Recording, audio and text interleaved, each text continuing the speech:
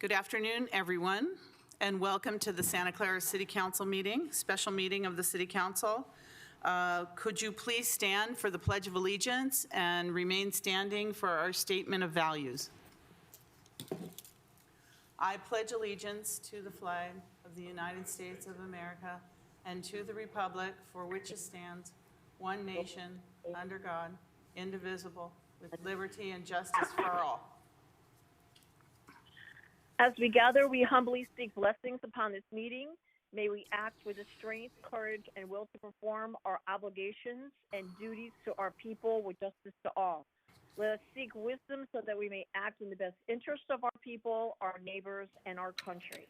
All this we ask as we may serve our community with fairness and respect, putting their needs before all. Thank you. Please be seated. And I wanted to let the public know that we have the city council members all on the line now. So could we please have roll call, Assistant City Clerk? Yes. Vice Mayor Hardy. Vice Mayor, thank you. Councilmember O'Neill. Here. Councilmember Davis. Here. Councilmember Watanabe. Here. Councilmember Shahal. Here. And Mayor Gilmore. Here. Thank you. We do have one item in closed session, so before we go to closed session, I'm going to ask, is there any member of the public that would like to make a comment about the closed session item? We have no public comment for closed session. No public comment for closed session. Okay, thank you. We are going to adjourn now to closed session, and we'll be coming back very soon. Thank you.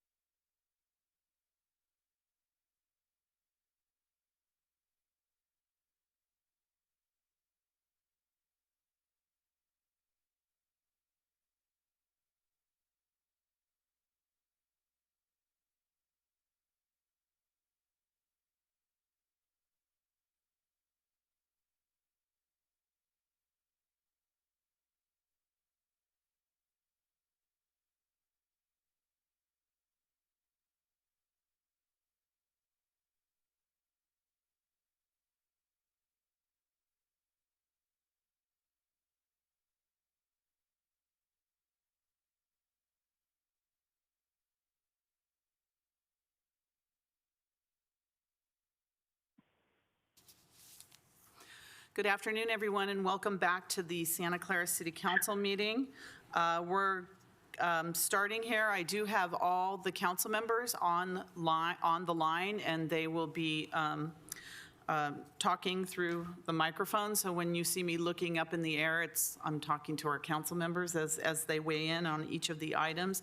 I also wanted to let everyone know that here in the council chambers, although we all have masks on, I took mine off because it's easier for you to understand me, but I am at least 15 to 20 feet or more, looks like a half a football field, away from some of our city employees. So we are practicing social and physical distancing here in the council chambers. We do have some public members that are going to speak. They are waiting in our cafeteria. So we will bring them in when the items do come up one at a time to make sure that we're following all the rules and regulations for social distancing. But if you see the masks that everybody is wearing, it's really important for our community when you go out in the public to put on a mask, whether you have a mask or whether you make a mask. But it's really important that everybody covers their nose and mouth when they go out in public, just to keep all of us safe. And we all need to work together to keep all of us safe. So thank you very much for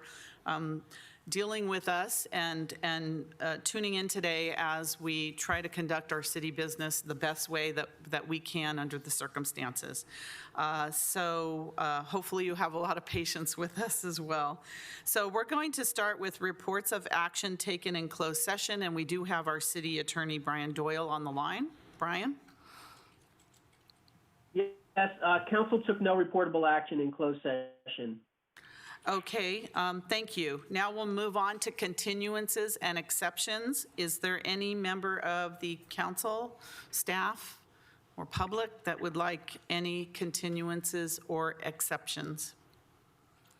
Assistant City Clerk, do we have any? No? Okay. All right, seeing none, we're now going to move to the consent calendar. We have one item on the consent calendar. It will be approved unless a member of the city council would like, or a public would like to pull that one item. If not, I would need a motion for approval of the consent calendar. Motion to approve. Second. So motion by Councilmember Davis, second by Councilmember Chahal. Any discussion on this from anyone? All right, Assistant City Clerk. Vice Mayor Hardy. Yes. Councilmember O'Neill. Yes. Councilmember Davis. Yes. Councilmember Watanabe. Yes. Councilmember Chahal. Yes. Thank you. Thank you, Council, and that's approved unanimously. Moving down to public presentations. Do we have any public presentations, City Clerk, on any item that's not on the agenda? We have no public presentation requests. No public presentation requests. Okay, going down to consent items pulled for discussion, we have none. So that brings us to our public hearing, general business. The first is item number 2, action on landfill post-closure operation and management agreement for related Santa Clara project. City Manager? Or whoever's taking this one. We have Ruth providing a presentation on this item. Okay. Hello. Good afternoon. I'm Ruth Shikata, Assistant City Manager, and I'm pleased to begin this presentation today. So we go to the next slide with the agenda. So this afternoon, I just want to introduce the team that worked on this agreement. We'll give you a little bit of a background on, and the purpose of why we are requesting authority to enter into the post-closure landfill operation and management agreement.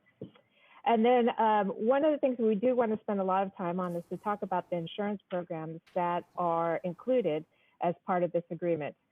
One of the biggest things that we worked on for this agreement was the insurance programs and looking at what types of risks does the city might incur by moving forward with the development, and then how do we best mitigate those risks through the acquisition of insurance. So why don't we go to the next slide? So let me introduce you to our risk management team. Most of those people are on the telephone. But today we are going to have the bulk of the presentation be given by Kurt Toll, who is a shareholder at Greenberg Traurig. Giuliano Apadula was part of our team, also from Greenberg and Traurig. We had the city attorney and Liz Klotz, assistant city attorney, being part of the team. We had members of the city manager's office, Mark O'Brien from Environmental Risk Services, Alliant, who is our current insurance broker, and Anna Shimko from Burke Williams & Sorensen, who is part of the team to relate this agreement to the existing transaction. I also want to acknowledge the participation of Golder and Associates, who have been working on the landfill for the last 2 decades, and our public works team that have been looking at the landfill systems and how that landfill systems might operate over time. So the next slide is just to give people a background of the project itself. I want to remind everybody that we approved the project, the council approved the project on June 28th of 2016. And at that time, it was, the approval was for the zoning, a general plan amendment, an EIR, a development agreement, and a disposition and development agreement.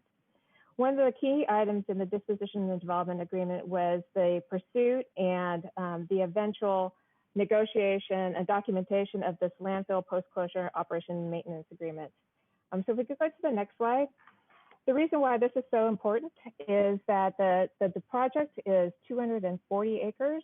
As you can see on this slide, you can see that the span of the landfill, and which covers most of the related Santa Clara project.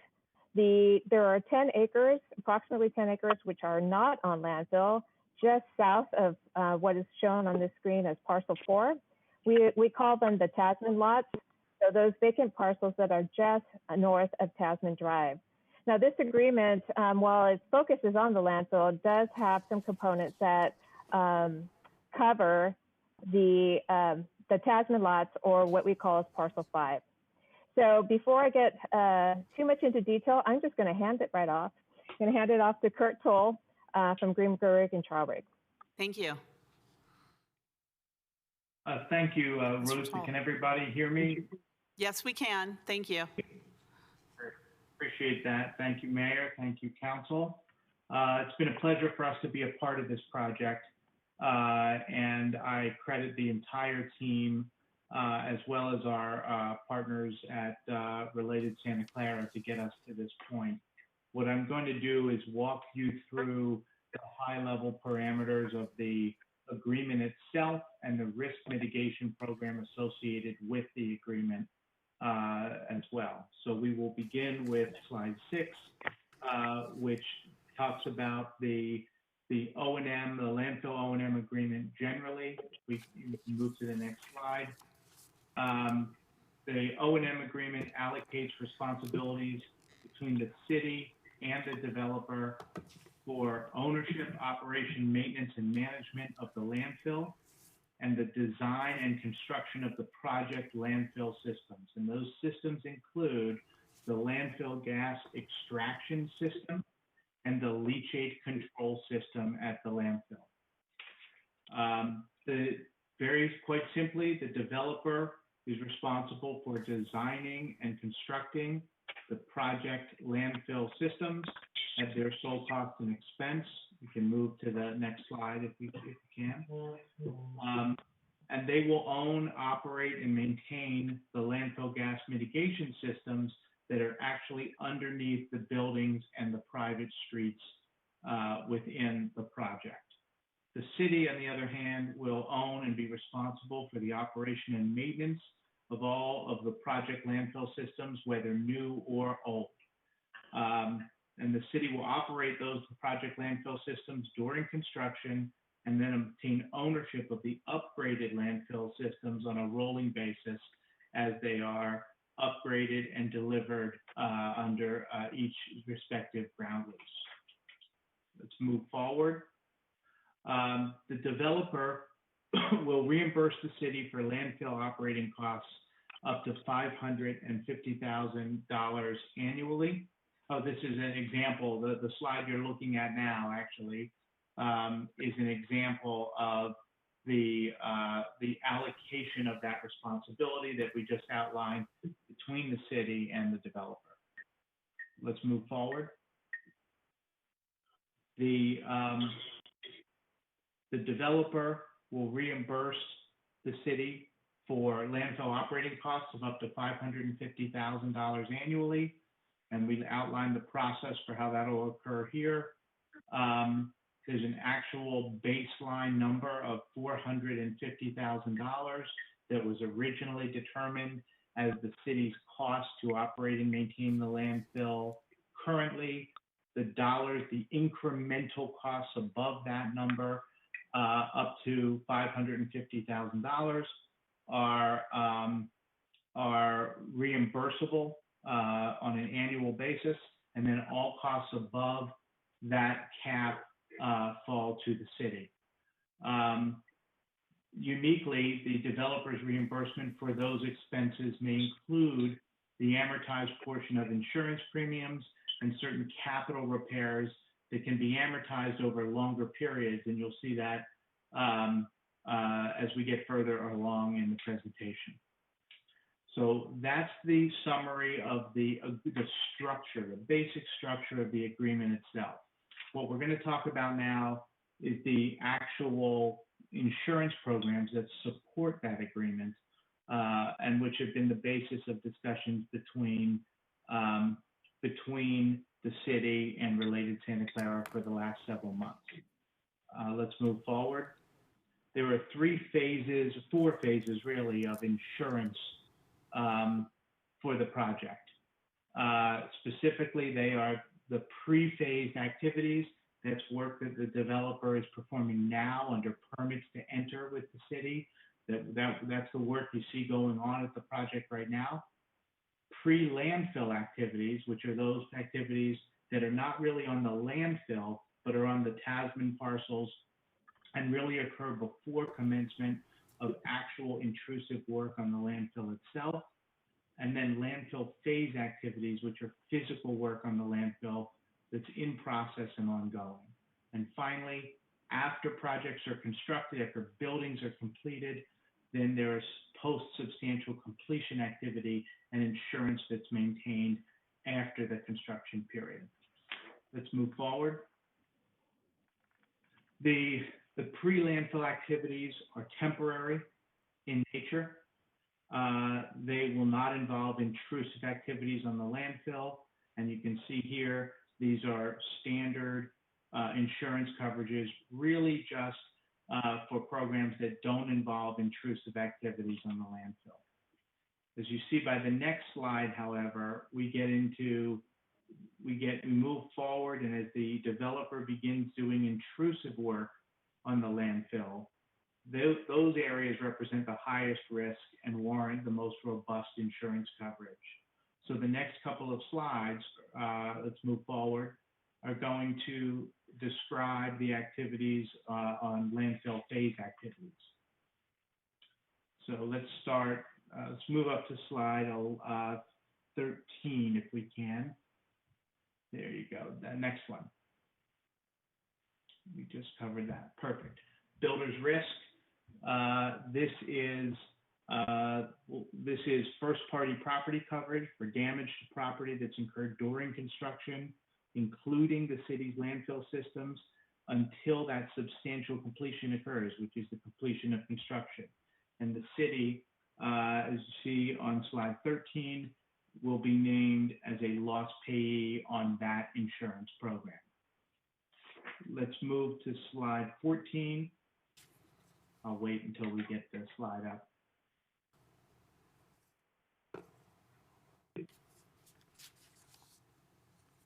Okay, next one, which would be terrorism.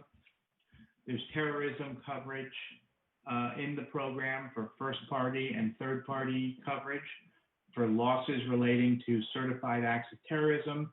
The city has the same insured status on these terrorism coverages as relate to the underlying applicable program. So each of these programs can have a terrorism component that's included in those coverages. Let's move forward to general liability. There's general liability and excess umbrella coverage on an occurrence basis for each parcel subject to a ground lease that includes 10 years of completed operations coverage. Uniquely, upon the commencement of vertical construction on phase 1 and for each of phase 2 and 3, the developer is required to satisfy this general liability requirement through a construction owner or contractor controlled insurance program that will provide umbrella coverage for all tiers of horizontal and vertical contractors and subcontractors working on the project. And the city will have additional insured status under those programs. Let's move forward to professional liability insurance and owner's protective professional indemnity. These are key components of the insurance program.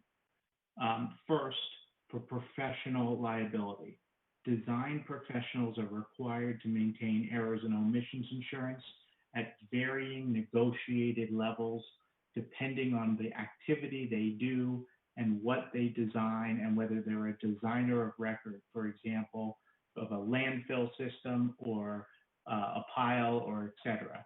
There's different layers of what each design professional is required to maintain.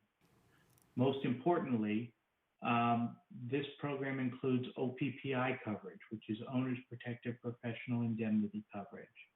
That is effectively errors and omissions insurance written for an owner that's excess of the design professional's own insurance.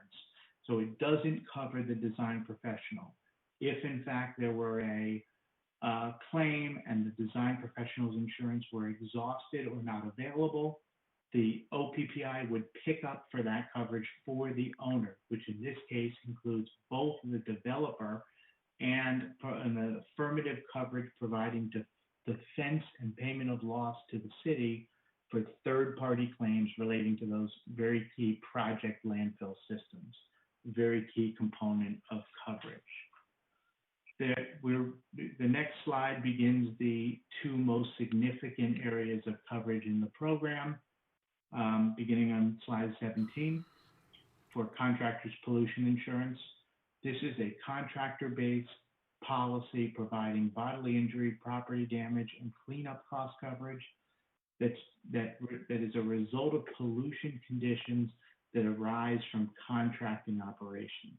If a contractor or a contracted activity exacerbates or creates a pollution condition, this insurance steps in and answers for those losses and provides defense. The city, uniquely, this particular policy will cover the entire landfill. And so whether or not there have been parcels that are subject to a ground lease, the entire landfill will be covered because from a risk standpoint, it's difficult to distinguish between one, whether a loss really relates to one area that's subject to a ground lease or the area right adjacent to it. And the city is therefore contributing as a result of that to the insurance premium, 10% of this premium up to a maximum reimbursement of $200,000.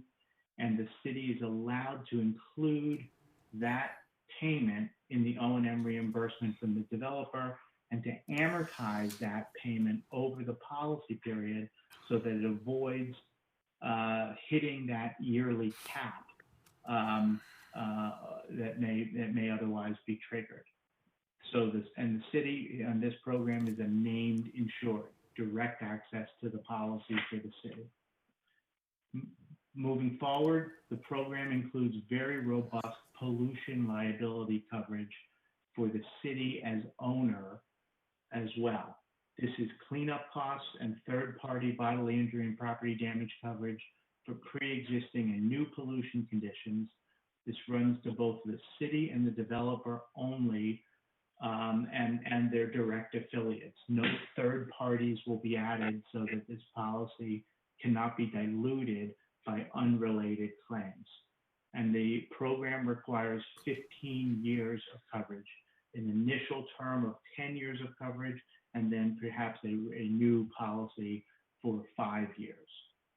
Similarly, this coverage is for a very high limit. It also covers the entire landfill, irrespective of whether there's been a ground lease executed for a specific portion of the project or not. The entire project is covered, and the city is a named insured. Similarly, it has a reimbursement obligation for 20% of the cost, with a maximum reimbursement of $250,000. And that contribution also can be amortized as part of, in the same manner as the contractor's pollution insurance. Couple of final notes, and then we can take some questions. Move on to the next slide. There are operational policies. After substantial completion of any improvement, those improvements then roll off, particularly from the construction policies like the builder's risk program, and roll off into more conventional property and other type of insurance and general liability insurance. So the owner's controlled construction program goes into a general liability program that will be maintained by the developer going forward for the life of the project. Similarly, the city has audit rights to audit the insurance requirements as part of the agreement. Slide 20. We spoke about the amortization. We already mentioned this, that the city may amortize the insurance premiums that are paid, that is contributions up front over the applicable term of those insurance programs. So that helps the city as managing its reimbursement cap under this agreement. Similarly, the city may amortize certain capital repairs or replacements of new equipment. So if it has to replace a piece of equipment and buy new equipment at the landfill, anything over $50,000, that can be amortized over the useful life of the repair or replacement, or a 15-year period. So you see the slide 21 is the recommendation. We would like to approve and authorize the city manager to execute the landfill post-closure operations and management agreement, and authorize the city manager to obtain limited additional insurance programs to bolster these limits of liability available to the city. Ruth, that's where we are at this point. Again, I thank you all for your time and your efforts on this. It's been a pleasure to work with the city to get to this point. Okay, thank you, Assistant City Manager Shikata and Mr. Toll, Kurt Toll, for that presentation. You really broke it down for us. It's super complicated and intensive and very, I guess complicated is more the word.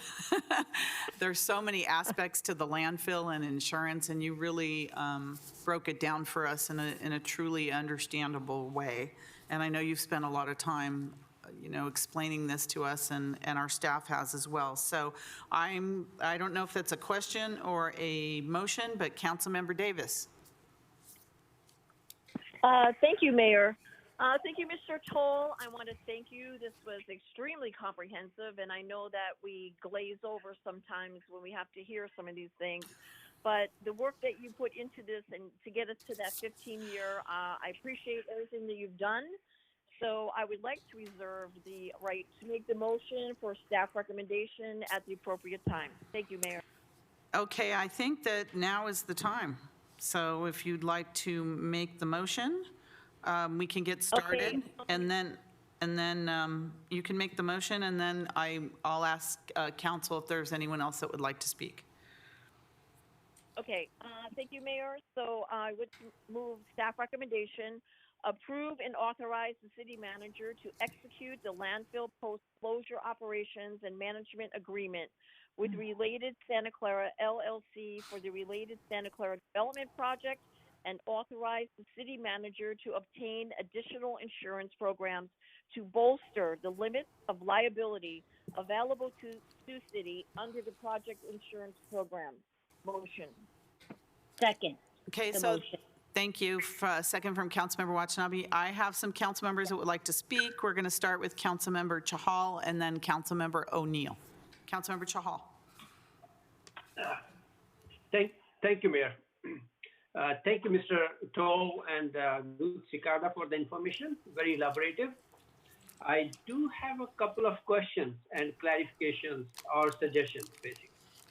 The first one is on PowerPoint screen number 9, which is basically the cost for maintaining the gas mitigation system. So I understand that we have a $450,000 cost right now to the city, which we are maintaining the current system, and down the line, after the improvement and the maintaining the system by the developer under his property, we will be ready to get another up to $550K per year. So this is a cap, and let's say we reach beyond $1 million. So at $1 million, we get city pays $450K and the developer pays $550K. So I'm going much beyond, because this is a 99-year lease, and this will cap 1 million. I don't know when. Sooner or later, it will cap out to $1 million. Did we ever negotiate a deal instead of capping it at $550K after $1 million?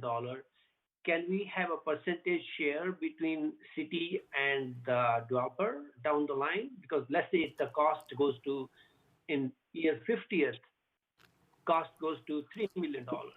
So developer cost will be only $550K, whereas rest of the amount will be coming from the city. So what I'm saying is, can we have it in percent after $1 million? Let's say we keep 45% and developer pays 55%. Did we ever negotiate those terms?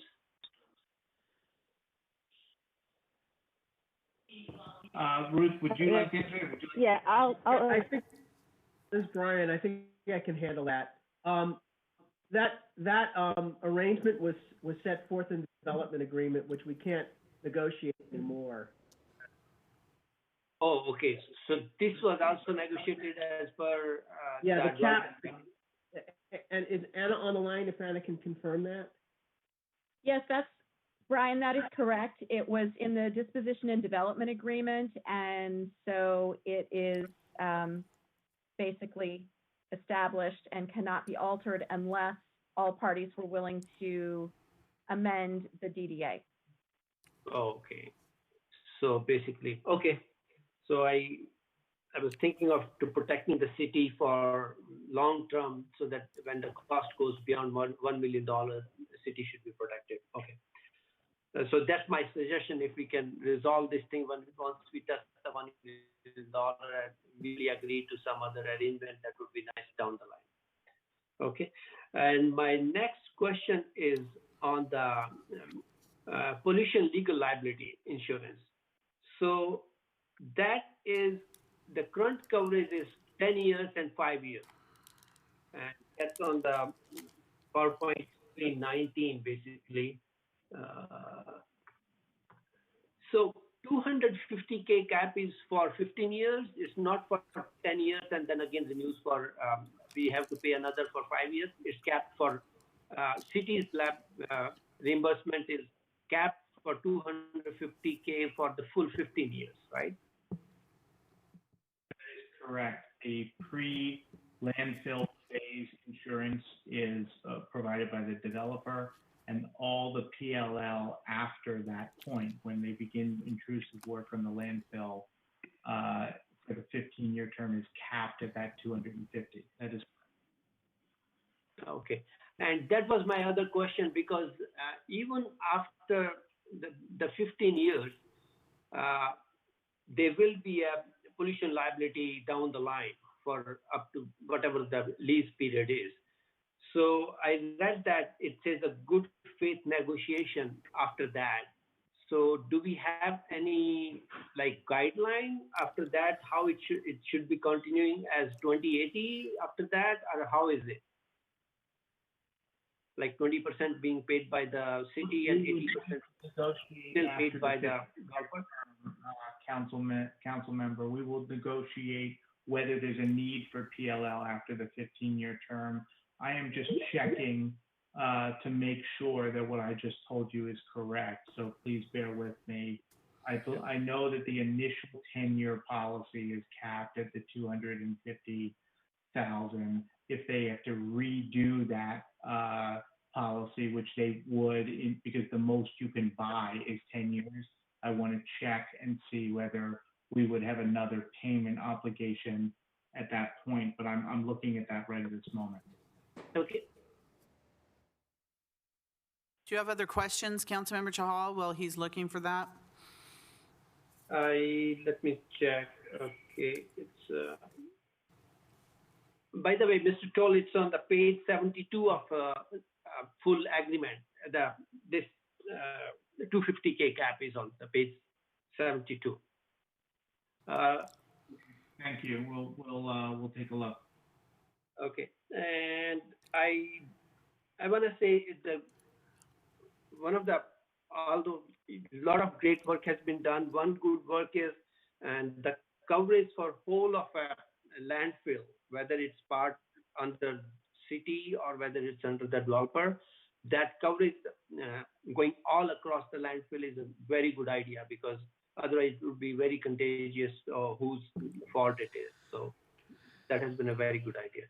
So those are my questions and suggestions, basically. So if I can have answer to those, that would be nice.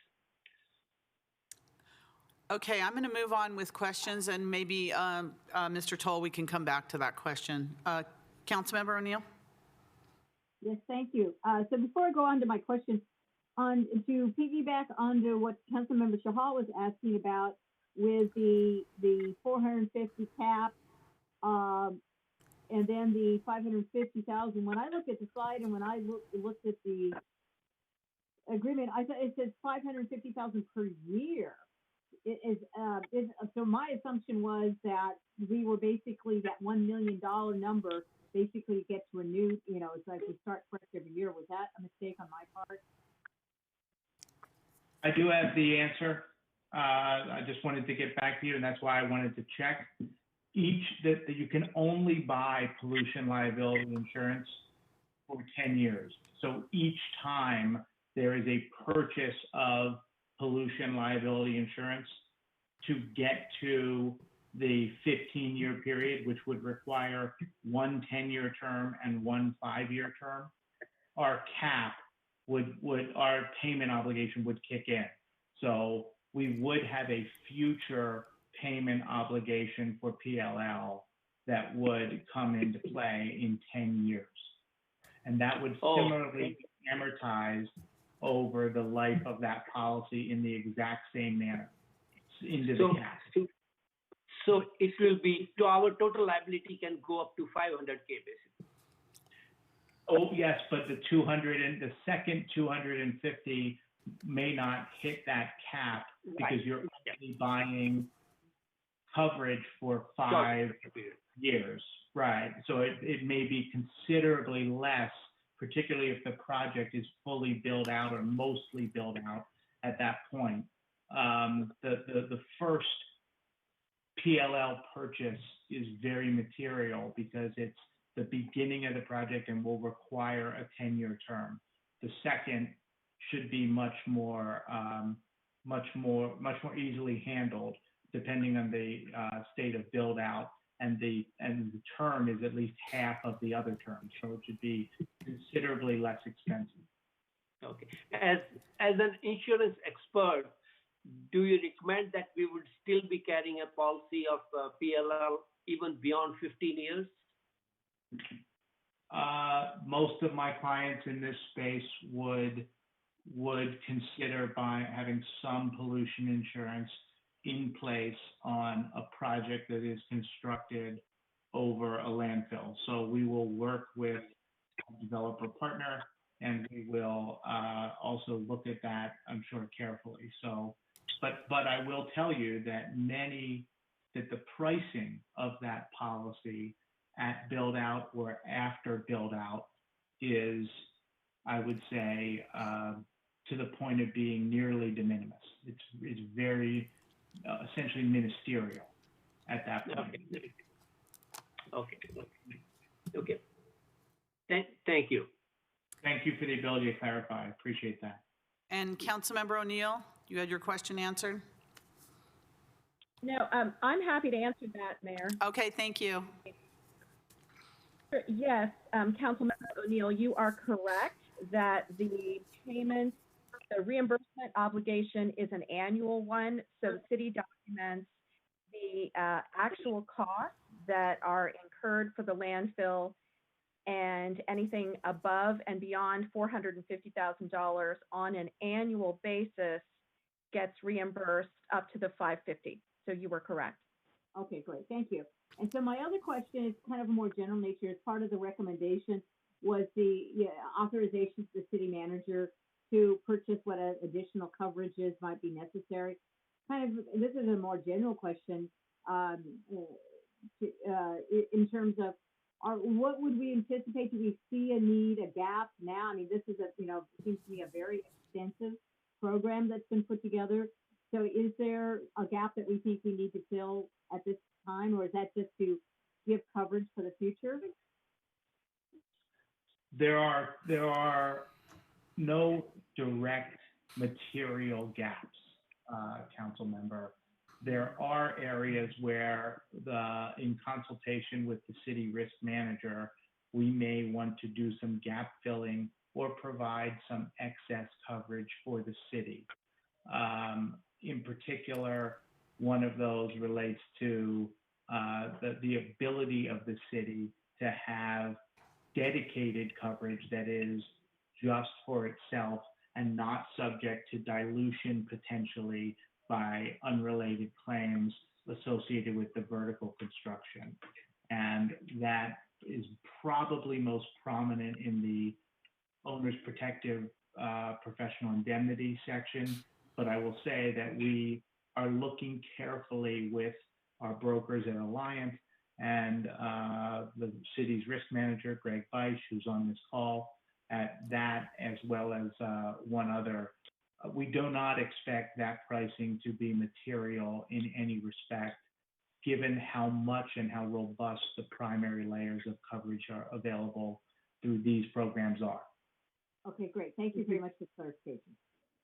Thank you, Councilmember O'Neill. Councilmember Watanabe? Thank you, Mayor. I just have a basic general question. Mr. Toll, when we know Related is a huge company, builds all over the world.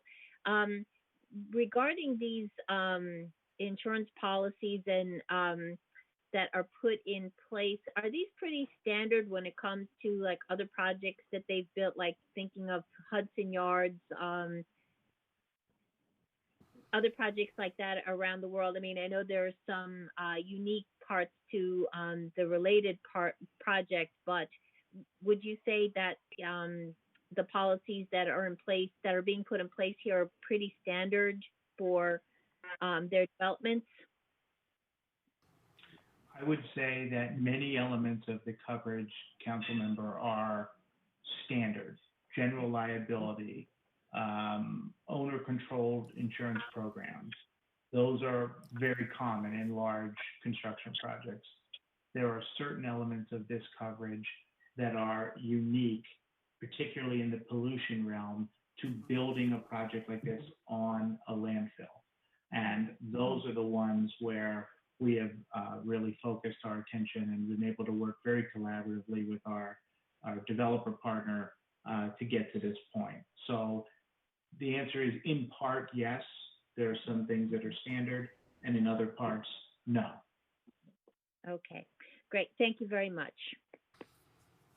Okay, I again want to say thank you to our team, our negotiations team. everyone involved, including the related company, to meet our requirements and demands for insurance, because this is such an important project, but it's a partnership because it's the public that owns this land. So we want to make sure it's properly insured and insured well. And I think you did a phenomenal job, all of you, by putting this package together for us to make us feel even that much safer as we move ahead with this important project for the city of Santa Clara. So I have a motion and a second. Do we have any public members that wanted to speak on this issue? Not on this item. No public members? Okay, so we have a motion and a second. Roll call vote. Vice Mayor Hardy. Yes. Councilmember O'Neill. Yes. Councilmember Davis. Yes. Councilmember Watanabe. Yes. Councilmember Shahal. Yes. Thank you. And that passes unanimously. Thank you, and thank you, team that's on the line, Assistant City Manager Shikata, Mr. Toll, and everyone else on the line. We appreciate it. Thank you, Mayor. Okay, next item we have is action on Small Business Assistance Grant Program in response to COVID-19. City Manager? This is also a Ruth item. So Oh, Ruth, I'd hi, like for you to- Ruth. I'm glad you're here today. Thank you. It's the Ruth today, by the I way. am. Have you been busy? Have you been busy, Ruth? Okay. I have been busy. Okay, it's all Okay, so yours. if we could, thank you, Mayor. Thank you, Mayor and members of the council. If we could bring up the presentation. So today we're talking about the Small Business Assistance Grant Program that's in response to COVID-19. So today we're going to talk a little bit about the background and the program that staff has developed for your consideration, and how we got there, what the program is. We also just want to mention our small business utility assistance, and then close up with a recommendation.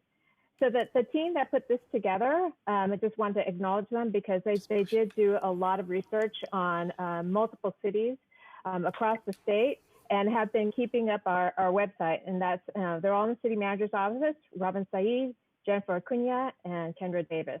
So if we can move to the next slide. It was about 2 weeks ago that we came to the council and just provided a brief report on what we were doing as far as small business assistance. And so we reported that we have our website up and has a number of resources for small businesses to access. We continue to update that website on a every day or every other day basis to try and keep information available for our small business community. The council directed staff to come up with a relief program for small businesses in Santa Clara and approved an allocation of $250,000 for this program. We'll move to the next slide. In addition to the actions that the council took, the council also expressed interest in a couple of other things. One was to work with the Silicon Valley Central Chamber of Commerce, so the Chamber for short, on assisting us with growing the city's initial investment. So we've dedicated $250,000 of funds, and the hope would be to grow that fund in order to reach more businesses. The other thing that the council expressed was an interest in minimizing the red tape in order to get the funds distributed quickly. The businesses are suffering losses now, and the council basically said that we have to act as quickly as possible in order to save as many jobs and businesses as possible. So next slide. In response to working with the Chamber of Commerce, we had hoped that we would be able to announce a program that's larger than $250,000. And we did contact the Chamber, but they suggested that other stakeholders be brought in partnership and to create a larger, more focused fundraising effort. So at this point in time, the funds that we have available is the $250,000 that the City Council had set aside. So as we started to look at the program that we might want to recommend here in Santa Clara, we did some benchmarking. of different cities that you'll see on this slide. And so just a couple of things of note. In Mountain View, the city approved $400,000 of its funds for small businesses, and Google had pledged another $400,000 for their relief efforts. Hayward utilized its funds from a small business grant and loan fund. It grants about $5,000 to a business, and it's going to estimate to serve about 76 small businesses in their community. Berkeley is making funds available of up to $10,000, and it is accepting donations on an ongoing basis. In Seattle's using CDBG funds, and their grants are up to $1,000. So as we looked at program objectives, we looked at how do we mitigate the impacts of COVID-19 on small businesses, nonprofits, and their employees, and how do we offer immediate financial assistance to independently owned and operated small businesses and nonprofits within the city.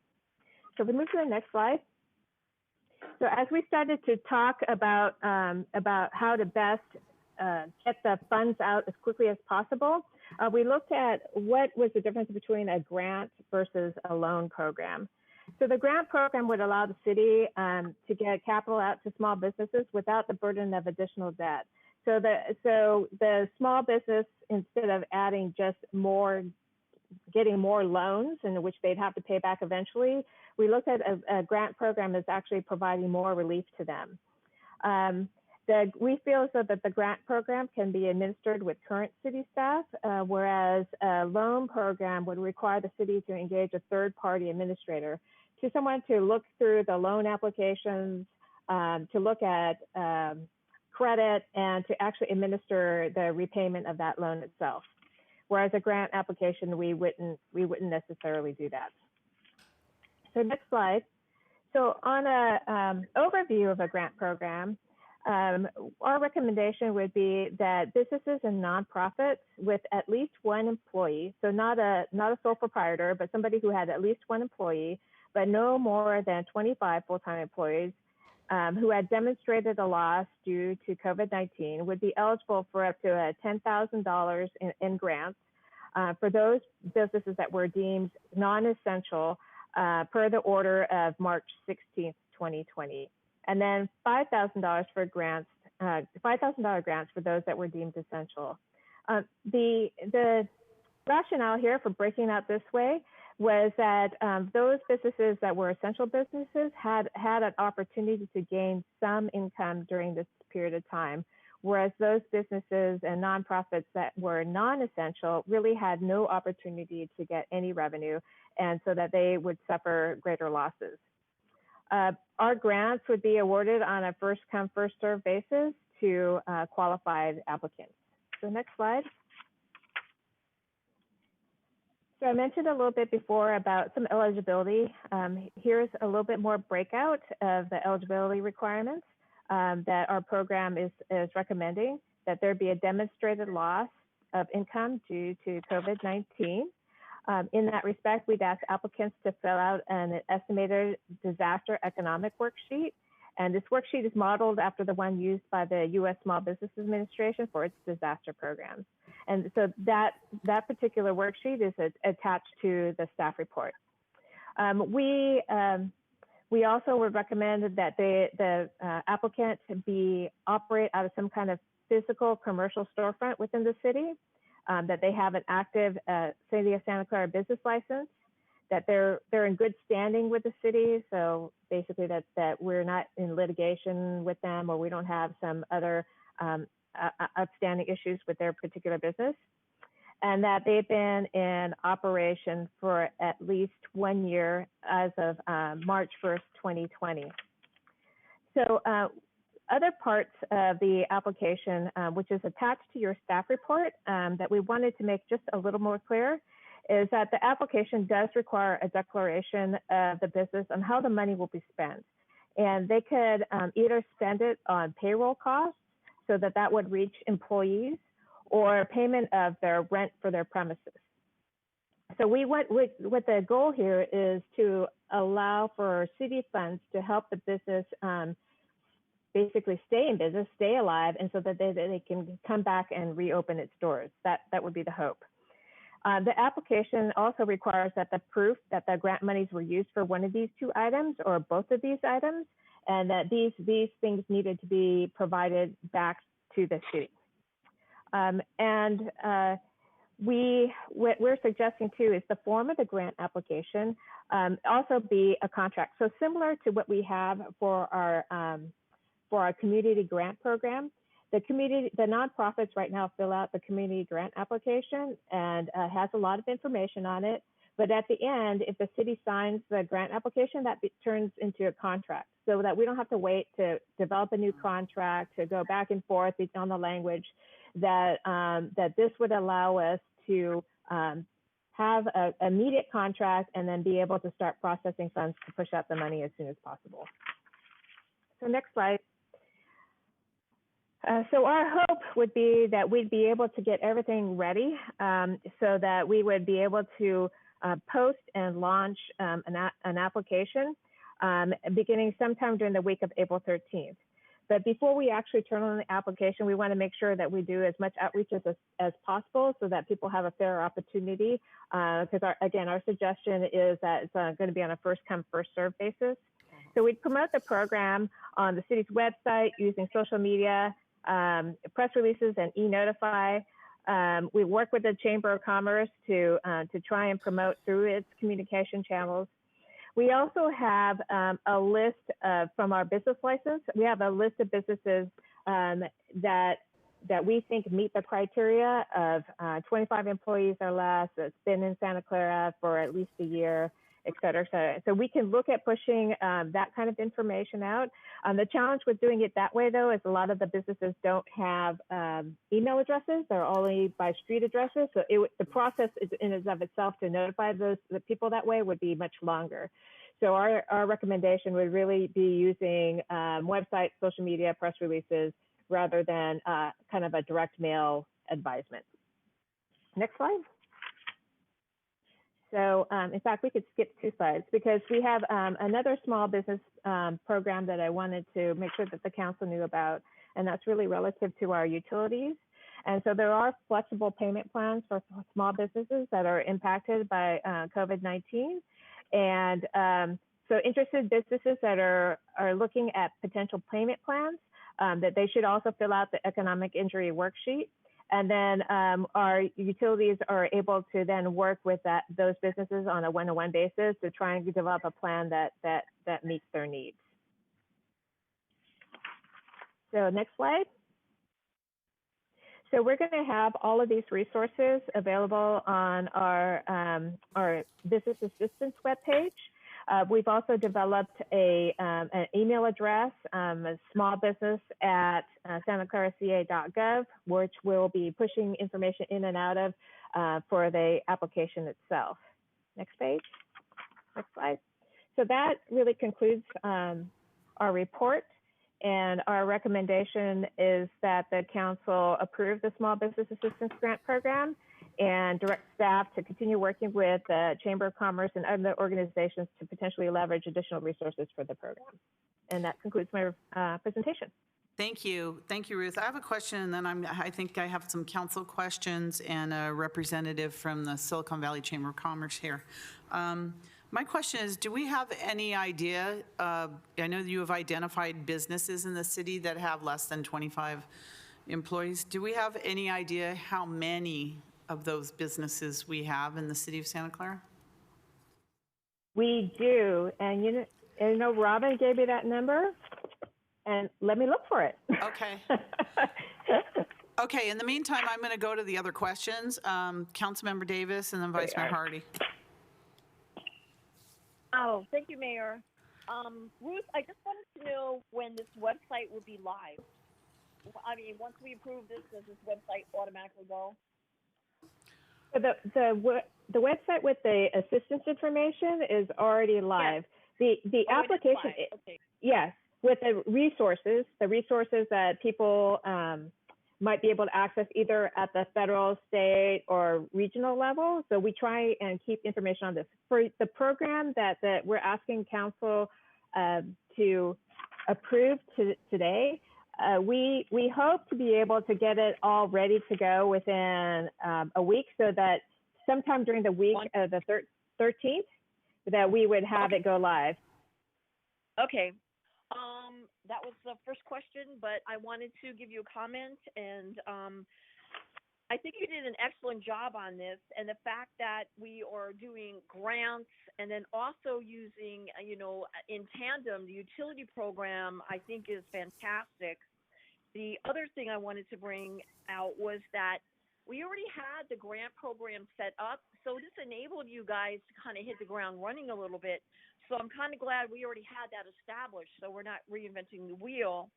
And the other thing is that I know the mayor just asked a question about identifying the businesses with the 25 people, because I think they're the ones that are in the most need right now, because they have a lot of people. Well, 25 seems a lot, but that they have to pay these people, and they're the mom and pops of our city. And I think we really need to help them out, and working with the chamber to identify all that. I know Robin's going to come back with that number, but I think the chamber is probably going to be a little bit more impactful, because they know some of these people, that they can go and see them personally and have a nice one-on-one with them and help them through this, because I think that, a little bit of thank you and a little bit of, seeing someone's face, and there is the light at the end of the tunnel with a smile on it. So I applaud you and your team for getting this together. And when the time is appropriate, Mayor, I'd like to make the motion to get these guys running. Okay. Thank you. Thank you. And they'll personally online go visit all these people face to face as they video conference. Okay. Vice Mayor Hardy. They can go outside the glass window and put their hands on the window and say hi. Okay, Vice Mayor Hardy. I have this vision of people's faces pressed up against the glass, but my point is, I also had the same note about the number of businesses, because one of the things in the report I noticed that wasn't in the slideshow is franchises, chains, national or local with 3 or more locations, or operations restricted to patrons above the age of 18 will not be eligible for the award, and it specifically lists smoke shops and bars. So with what we can do financially, when I look at that, that only puts us at 25 businesses that could benefit from this. So I too am worried about the numbers. So I'm waiting to hear staff's number, but that's also going to be a question for the chamber. And my concern is the listing was we're asking them to help with fundraising. Well, I'm going to guess that some of their businesses are the ones that are going to need the help. Those are my thoughts. Okay, thank you. Councilmember O'Neill, we do have a member of the chamber that will come up and speak shortly. Councilmember O'Neill? I'm going to get all the questions out first. All right. Okay, so I just wanted to make sure, Ruth, you did say nonprofits, and it's mentioned it's not mentioned completely throughout the application, but nonprofits that perhaps, particularly I'm thinking of members of our art community that have had to cancel performances or different events that they, particularly I'll say it, the Triton Museum is a prominent example, that they would be eligible as a nonprofit to apply? Yes, Councilmember, I'm sorry, Mayor, did you want me to wait? No, if you could answer that, that's a question. Okay. I thought this was, yes, any small business. So Yes, anyways, that go is, ahead. that is correct. So the, yes, nonprofits, so long as they have employees, are eligible to apply. So like the Triton Museum, for example, that they would be eligible to apply for this particular program. I did find the number that was provided to me, so that those businesses on our business licenses that have 25 employees or less, but yet had at least one employee, our numbers look like there are 4,573 that might be eligible for this program. Thank you. Sobering, but thank you. All right, Councilmember O'Neill, did you have follow-up? Councilmember O'Neill? Yeah, I had one other question. Yeah. I had one other question. So Ruth is, you know, because I realized that, you know, one of the things that we took action on was to empower the city manager to apply for, you know, a variety of funds, and, you know, we're looking at the Small Business Administration. Is there a chance that we could be reimbursed by, say, a federal program? You know, some of these programs that are rolling out, you know, for the funds that we provide from our general fund, do you know of, is there some avenue by which we could possibly be reimbursed under all the programs that are coming out in response to COVID-19? Councilmember Lee, I'm not sure if there is a program that would allow us to be reimbursed. That for the most part, many times it's the funds that we would seek, and those people that are provided funds would be looking as augmentation of existing city resources. So I don't know the answer to your question for sure, but I would think that if we announced, let's say, a $500,000 program, that it might be more challenging to get, you know, some of that reimbursed. That the idea would be to add to it. So if we were able to secure another $200,000, then the program would be $700,000. Okay, great. Thank you very much. Mm-hmm. All right, next I think we have Councilmember Chahal. Thank you, Mayor. Thank you, Ms. Cicada, and whole team coming up with this program at such a short notice. I do have some suggestions and some questions. I know we have 4,573 eligible businesses. You know, federal government recently started the paycheck payment program. If anybody of those has paycheck program, can we exclude that? Because that's quite a big amount the federal government is giving, so that we can really help people who really need this thing. So that's one of my suggestions. And the second is, will the application be online once we have this thing rolling on? Can anybody fill up the application online, or they have to submit in person? So, Councilmember Chahal, on the application will be online, but it's not a fillable and resubmit online. So it'll be online. The businesses are asked to download it, print it, sign it, you know, and fill it out and sign it, and then send it back to us electronically. When we get it back electronically, then we can see the timestamp on it, so that it'll help us, you know, filter through who comes on a first come, first serve basis. As far as the excluding businesses that might be getting some payments back from other governmental resources, you know, that I think that's up to the council. I think from an administration perspective, that's a little harder to, I would think that'd be a little harder to validate and verify, and so it would slow the overall process down. But certainly that this is a program that the council has whatever, you know, discretion they want to change the parameters of the program. This is your program, so we are looking for your direction. Yeah.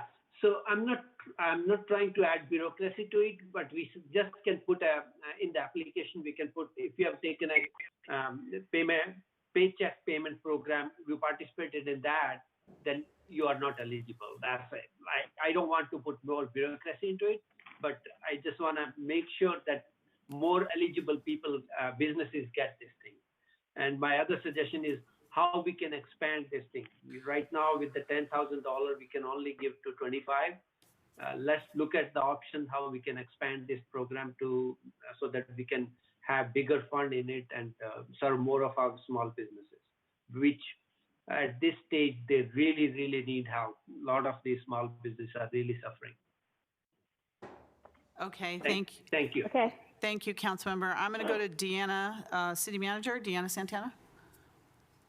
I was just going to follow up on the comment of Councilmember O'Neill's question, that we do know that there are several other relief programs for businesses that are in process of being developed. And through our legislative efforts, we'll continue to track them and bring them back to the council.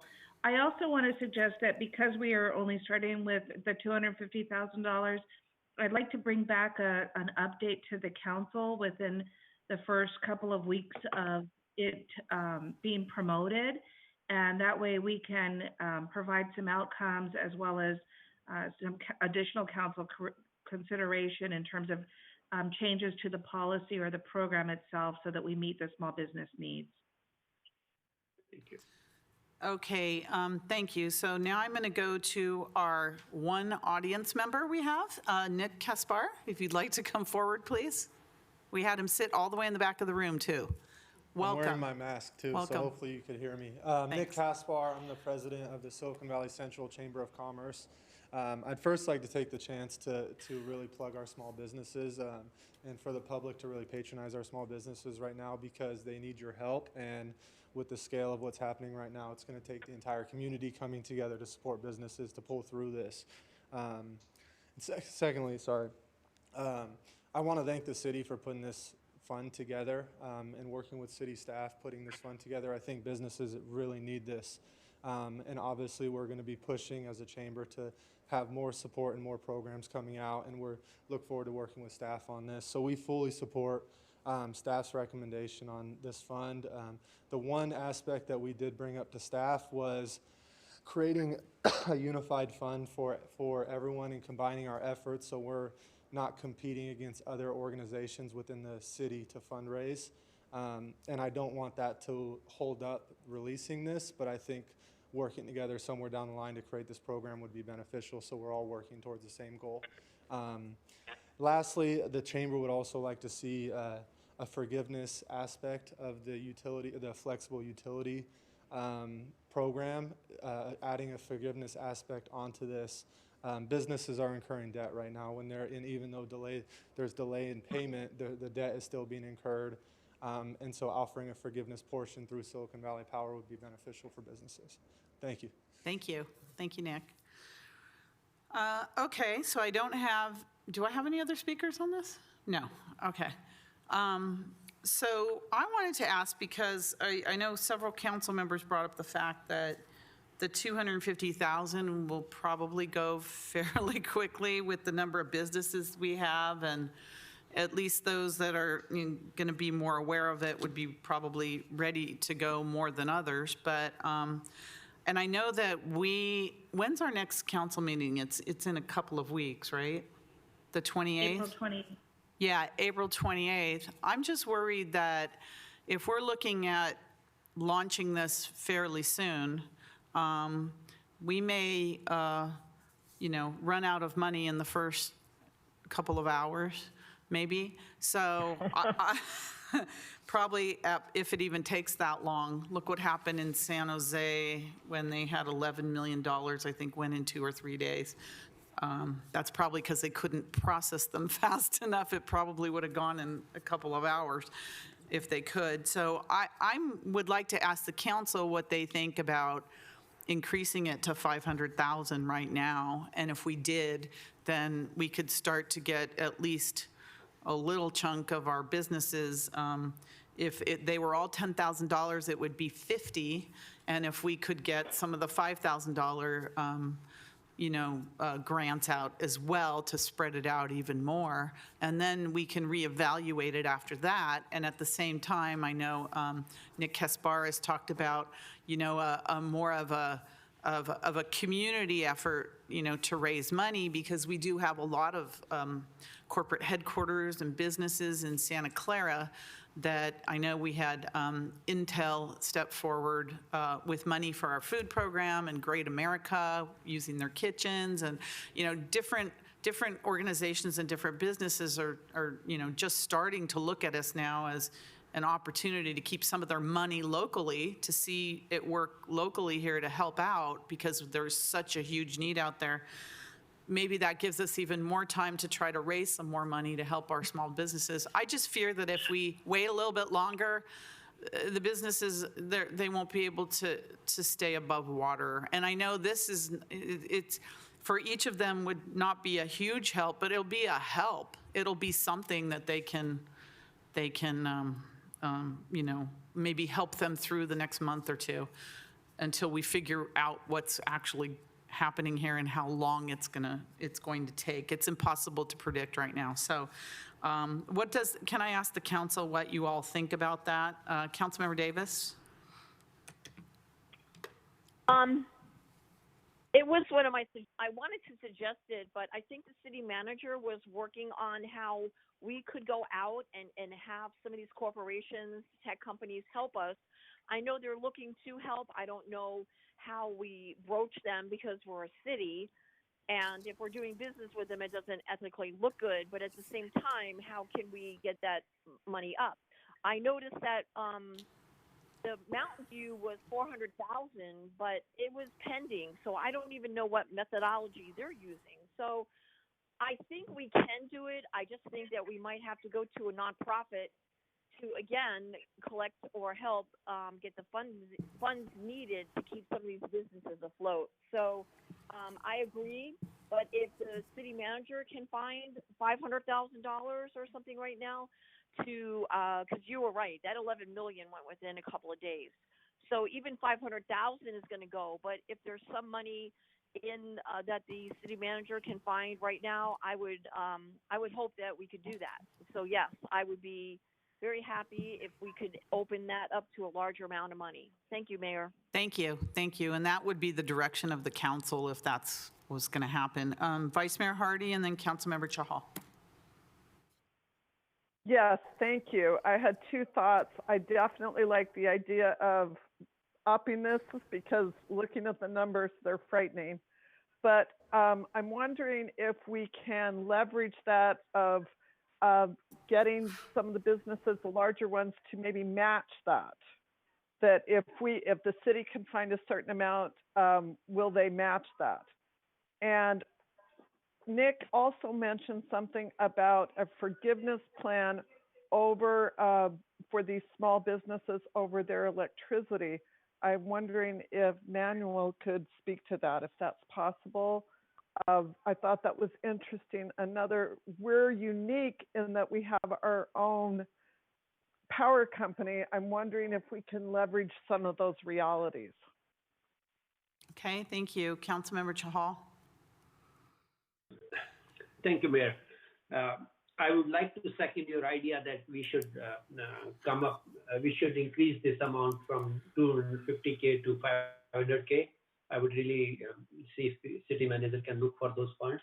And secondly, proactively asking or facilitating the way, whatever way, like Vice Mayor Hardy mentioned, they can match the similar amount to small businesses, or they can put in a fund like Google is doing for Mountain View. They're contributing, if I'm not mistaken, I heard it around 400K into the same fund. So we can proactively look into our bigger businesses who can contribute towards this fund. That would be great. And needs are huge, like more than 4,000 small businesses are here, and very big percentage of them need help. So even the 500K will not be enough, but whatever way we can grow this fund, that would be great. Thank you. Thank you. Councilmember Watanabe.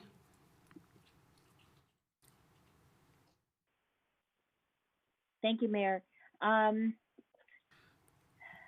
Gosh, yeah, this is tough. I agree if there's somehow that the city is able to increase the 250,000 to spread that out to 500,000 would be great. I know that we've got the rebate program that is going to help a lot of families. But if it were at all possible that maybe folks that wanted to, I'm thinking of an option, if they didn't want to take the $30 back, if they wanted to contribute it back to the city to be used as part of this program to reach out to small businesses I don't know how much money the Silicon Valley Power was planning to pay out in terms of rebates, but if some of that money isn't needed by folks that are in good positions and could be returned back to maybe put towards this 250,000, that would be great. It's just a thought. The other option, or the other thought is because of the fact that $5,000, $10,000 grants, I mean, as much as, yes, it's going to be a help, that I feel like businesses should be able to apply for as many grants as they can, because we don't know. I mean, every little bit is going to be able to help, and I don't think that they should be limited to just what the city can offer, that they should be able to go for state or federal grants as well, and not be limited. Those are just my thoughts for now. If there's some way that we as a city, as city leaders, can help in some way to reach out. I understand, you know, as a city, we're not supposed to be fundraising, but if there is some way that we can just use our leverage to reach out, I mean, I'm more than happy to. I mean, I live in a represent a district where there's a lot of headquarters, and I'm more than happy to go out and do my part, because small business is the backbone of our community, and you know, if whatever we can put back into them stays in the community. It keeps them healthy in the community and gives back to the city in the long run. And so anything we can do as city leaders is definitely a benefit to the city as well as the community. That's all I have. Thank you. Thank you. City Manager Deanna, and then Councilmember Davis. Thank you. I just wanted to offer a couple of comments and an immediate solution. I do know that the council has the community grant fund. It's your $100,000 grant fund opportunity. We could certainly use that, since right now we are restricted from providing grants that go to gatherings. So that is a quick go-to. And any other balance from there we could take from the budget stabilization reserve, which is just under $80 million. I know that over the next couple of weeks, there's going to be a lot of pressure on that reserve. And I want to continue the conversation with the chamber on their role in increasing contributions with the large businesses that have been referenced. That was originally what the council had asked us to do.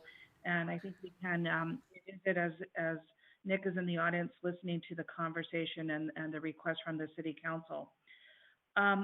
Similarly, I also want to talk a little bit about Silicon Valley Power.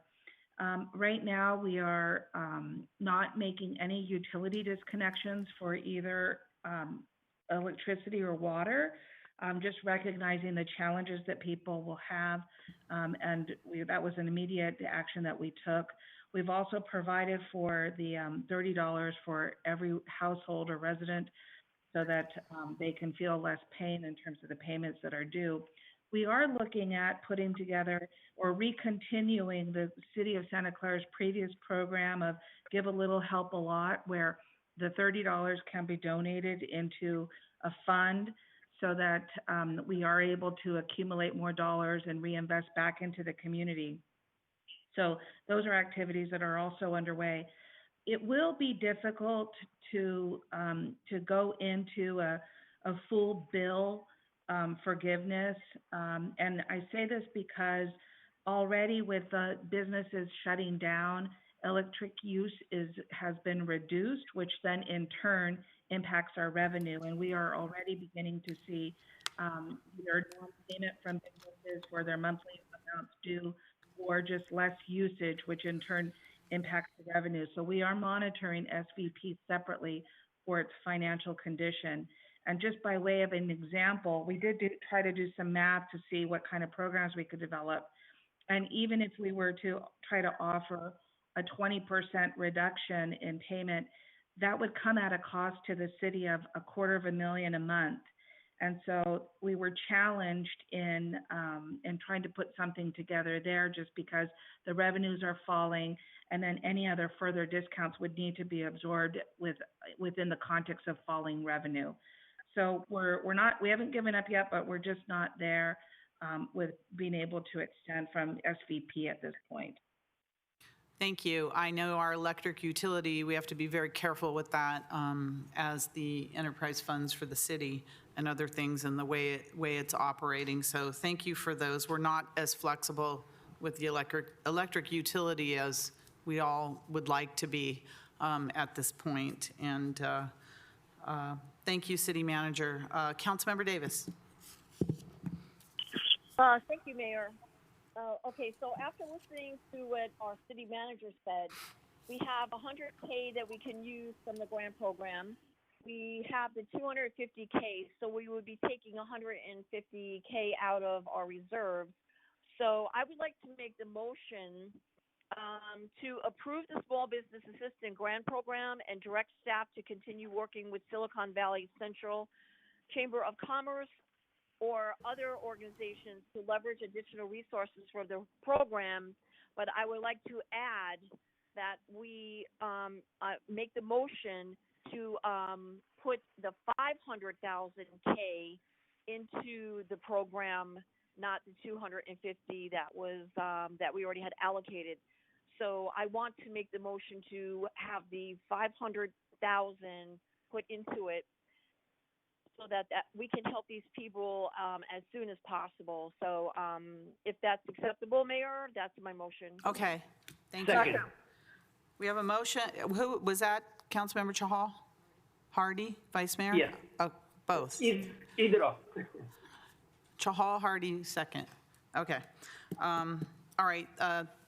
Thank you for that. I think that's something I think that it's a prudent move now, because we'll be able to help twice as many businesses, although still won't be close to what the need is, but at least it shows that we value our businesses, we value our small businesses, and we're doing the best that we can to help. And if this is just a small little lifeboat in this, in their drowning, and it helps them just for a little bit to maybe pay some wages and people can feed their families. I mean, that's what our purpose is right now, to make sure that our residents, for the most part, have the basic needs that the city can help provide. And then it'll give us a good idea of what we're looking at when we start to see the number of applications that come in. Could I ask City Manager or Assistant City Manager Shikata, once an application comes in, and I know we're trying to keep it as simple as possible. We took a look at the applications, as simple as possible, and I like that. What would be a turnaround time for a business? Because I know everyone's trying to navigate now the federal assistance programs, the state assistance programs, the local assistance programs. Everyone's trying to navigate that at this moment.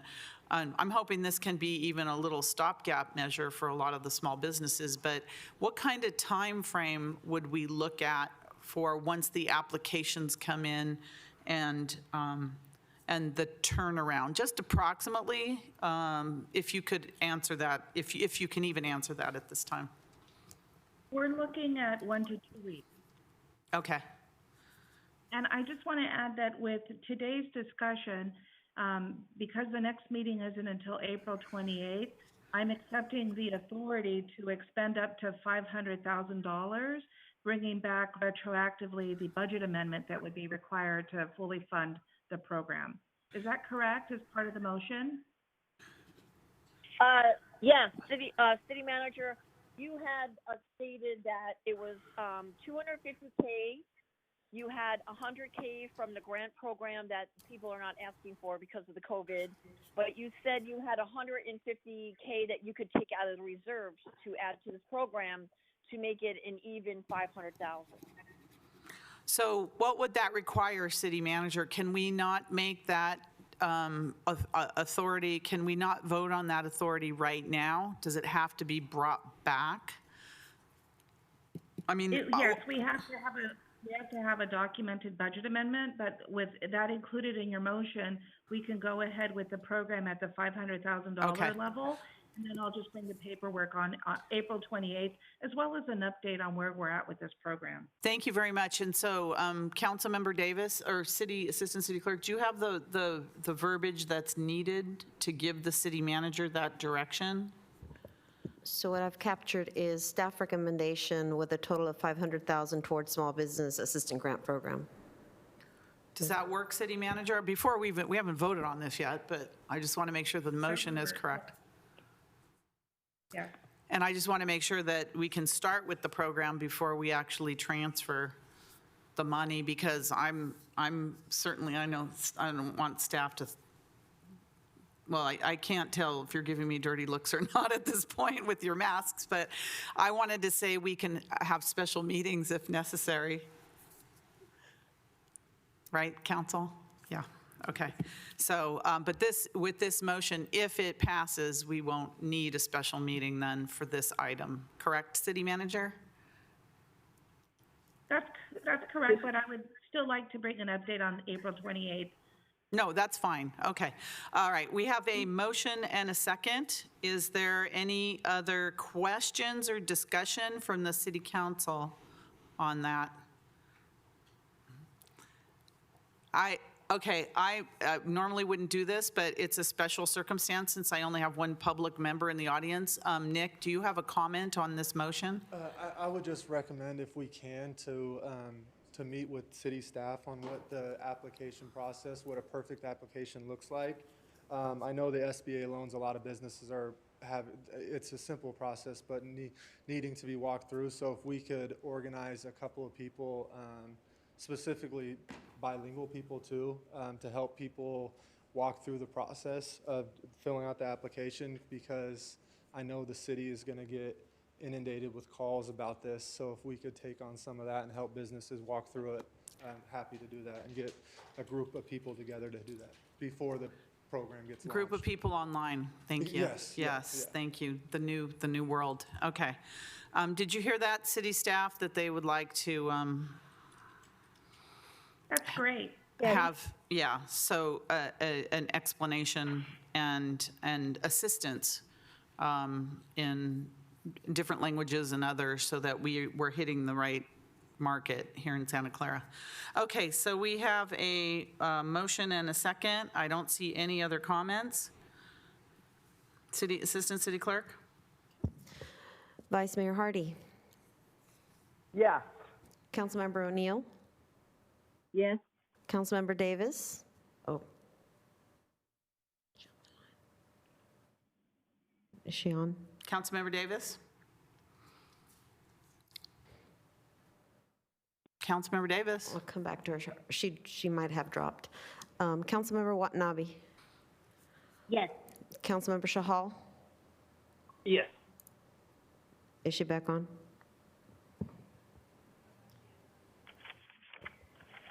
Councilmember Davis? Hi, sorry, my phone booted off and I just had to redial and they unmuted me. So, what do I need to do? I'm sorry, I didn't hear anything. So you said. we're voting on your motion. Is that how would you vote on your motion? Oh, I would vote yes on my motion. Thank you. All right, Councilmember Davis, thank you. And that passes unanimously. Thank you. Thank you very much, everybody that put a lot of hard work into this. There will be some very, very grateful businesses when we get through this. Thank you. Okay, our next item we have is, and it's our last item. Okay, discussion and direction on the Santa Clara Tourism Improvement District. Is this Ruth Shikata? Yes, it is. Okay. Hi. Who would have guessed it was Ruth Shikata on this one? I think it's the Ruth Shikata show today. You get the prize. I don't know what it is, but I get we'll the think prize. of something. Okay, take it away. Okay, thank you, Mayor and the members of the council. So we're bringing back today as a follow-up from your last council meeting, directing staff to bring back the TID on a flat rate basis. So why don't we go to the presentation and go to just some of the items that we'll cover. So I know some of the items that I might talk about in the first couple of slides are old to you. They're ground that we've covered before, but I wanted to make sure that we set the table so that that we're talking about where we are on our current status and what the options might be on a moving forward basis. So on the next slide, in the background slide, I just want to remind everybody that the TID was formed under in 2005 under the 1989 law and was codified in the city code. And so we established the boundaries at that time, and currently the TID includes 11 lodging businesses, and they collect $1 per occupied room night. And then in 1994, the legislature passed a new law which allowed for the district to not have to come back to the council on an annual basis. It provided additional flexibility, and it established the districts formed under the 94 law for a 5-year period. So next slide. Then in November of 2019, the TID decided that it was interested in pursuing the formation of the TID under the new law, so not the 89 law, but the 1994 law.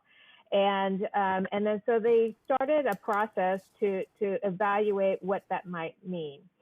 So in February of 2020, we came back to council and we talked about the hotel's desire to change their assessment from $1 per occupied room night to a percentage.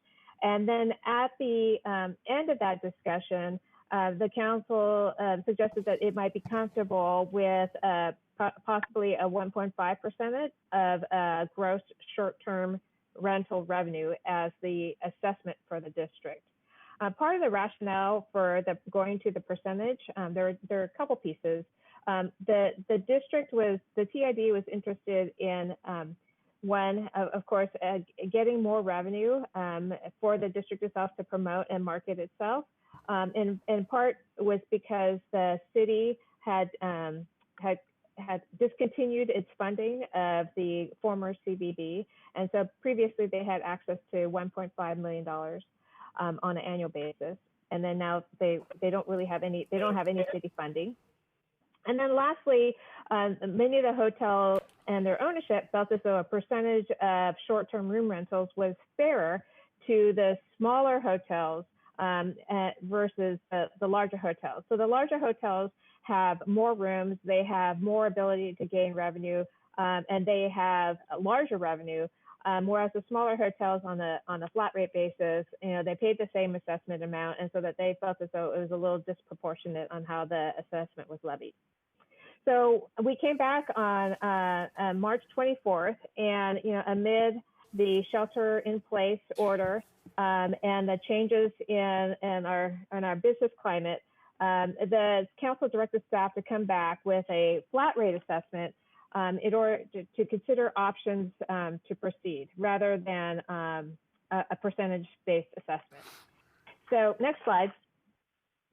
So where we were at that time is that the TID had started the formation process under the 1994 law, and it at that time had proposed a management district plan.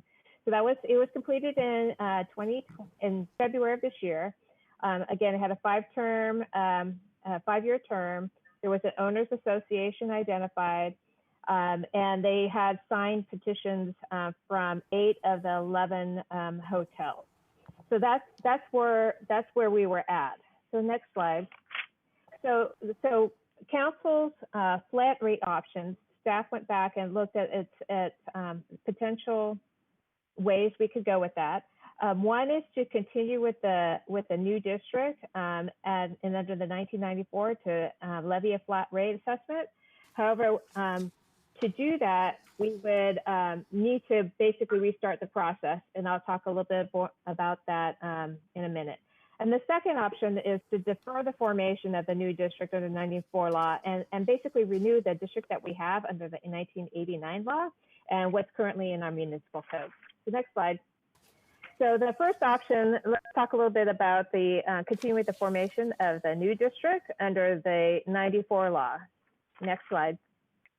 So what would be required is that we'd have to change the management district plan to reflect a flat rate assessment and an updated annual budget. So up until the time that we had the shelter in place order, the district plan had been developed and that it was developed with a budget that was based upon a percentage. And then the districts had signed a petition that they would support the district plan and the assessment. So in order to go up to a flat rate assessment at this point in time, we would need to go back and update the management district plan, and then we'd have to restart the petition process. So once the petitions are submitted, then we can reinitiate the formation process under the 94 law, and then at a future date, we can then we can look again at changing the assessment. Next slide. So what the timeline would be on that would be that, presuming that we could get the new management plan pulled together, that we would then have on May 19th, look at getting the petitions resubmitted from the hotels and request council to adopt the resolution of intention. We would have a public meeting on June 2nd, and then on the 7th, we'd have the public hearing. And then if the council approves the new plan with the flat rate assessment, it could be effective as early as July 8th, 2020. Now, having said that, getting a plan pulled together and getting petitions done and submitted in time by May 19th, I think is extremely aggressive, so that we probably would not be able, we'd be looking at pushing out this July 8th date by at least a month, maybe two. Next slide. So as I mentioned on the considerations, the schedule would be aggressive. The district would be established after June 30th, 2020. And the reason why that date is important is because under the current year, the current assessment of $1 per occupied room night would expire as of June 30th, 2020. So unless some other action occurred, that there could be a period of time that there would be no assessment levied until there's something new in place. So next slide. The second option for assessment under a flat fee basis would be to reform the district under the 94 law, kind of on a little bit of a future basis, and renew the current district. So next slide. So the TID advisory board, they have over the last 15 years prepared an annual report and presented it to the council, and it's included as part of the next fiscal year's budget. Typically by code, the annual report is due on April 1st, so we missed that, but then we can still try and create something, cobble together and create something that would for an annual report and a budget that would be proposed as part of the 2020-21 budget. And what we would do is we'd complete the renewal process under the existing law. So basically it'd be a status quo. We would redo exactly what we've been doing for the last 15 years. Next slide. So in order to do that, we'd be back an annual report on May 19th and have a public hearing on June 23rd. And if all was approved, that it'd be effective of July 1 of this year. Next slide. So some considerations of going with option 2 would be that we would have the district renewed by July 1, and that it would provide some time for staff to assess the city's overall economic situation and outlook, and that we could bring back a secondary plan sometime later on that addresses the hotel's interest to move to a percentage formula under the 94 Act. Maybe like in another 6 months or more, we can look at some future date where we could convert the formula. But going with option 2 would allow us to continue to have the TID and collect revenue when there's occupancy in the room as of July 1. So next slide. So this last slide is just a summary of where we're at and the differences between the two laws. So the TID reserve fund, there's currently, as of April 3rd, there's 1.56 million, and that is to date. So that this includes $600,000 that we received this fiscal year. So we don't actually anticipate receiving very much more revenue for the TID this fiscal year, as many of the hotels are currently closed. The larger hotels are currently closed. So this represents about a 25% reduction in the overall budget as anticipated for the TID this year. And so, the council may have a lot of questions, so I'll stop the presentation at this time. The next slide, please. So that there are three alternatives, really, for staff to proceed with the formation of the new district with a flat rate under the 94 law. Again, that's basically a 5-year plan, redoing the plan and having a 5-year term, directing staff to proceed with the renewal of the current district, which is $1 per occupied room night, using the existing city ordinance as a framework, and then, or any other action that's determined by council. So our staff recommendation, next slide, is really alternative 2, to renew the district under the current ordinance and the current framework, because we are able to move a little quicker and then keep the district in place as of July 1, 2020, if the council is interested in pursuing that flat rate option. And that concludes our staff report. Thank you. Thank you very much. So when we gave direction on March 24th to come back with pretty much what we had right now, we did not give the hotels at that time the opportunity to give us their positions on, the action that the direction that the council gave. So unless we have council members, I only see Councilmember Davis on there. Do you have a question? If not, I'd like to go to the hotels first, if you don't mind, Councilmember Davis, unless you have a question on Assistant City Manager Shikata's presentation. Councilmember Davis? No, I don't have a question, but I would like to listen to what the TID members have to say, because what I just saw in this presentation is not what we were talking about in marketing. So by all means, let them speak. Okay, so I see that now we have 2 more public members here in the audience. I'm going to start with Joe Eustace, if you'd like to come forward, and followed by Aaron Hodges.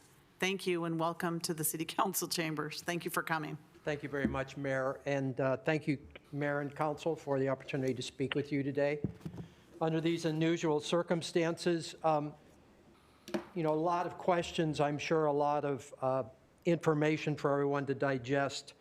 In our current environment, business environment, we somewhat have a level playing field in the Convention and Visitors Bureau business, because everybody's closed, convention centers are closed, they're being repurposed for other means.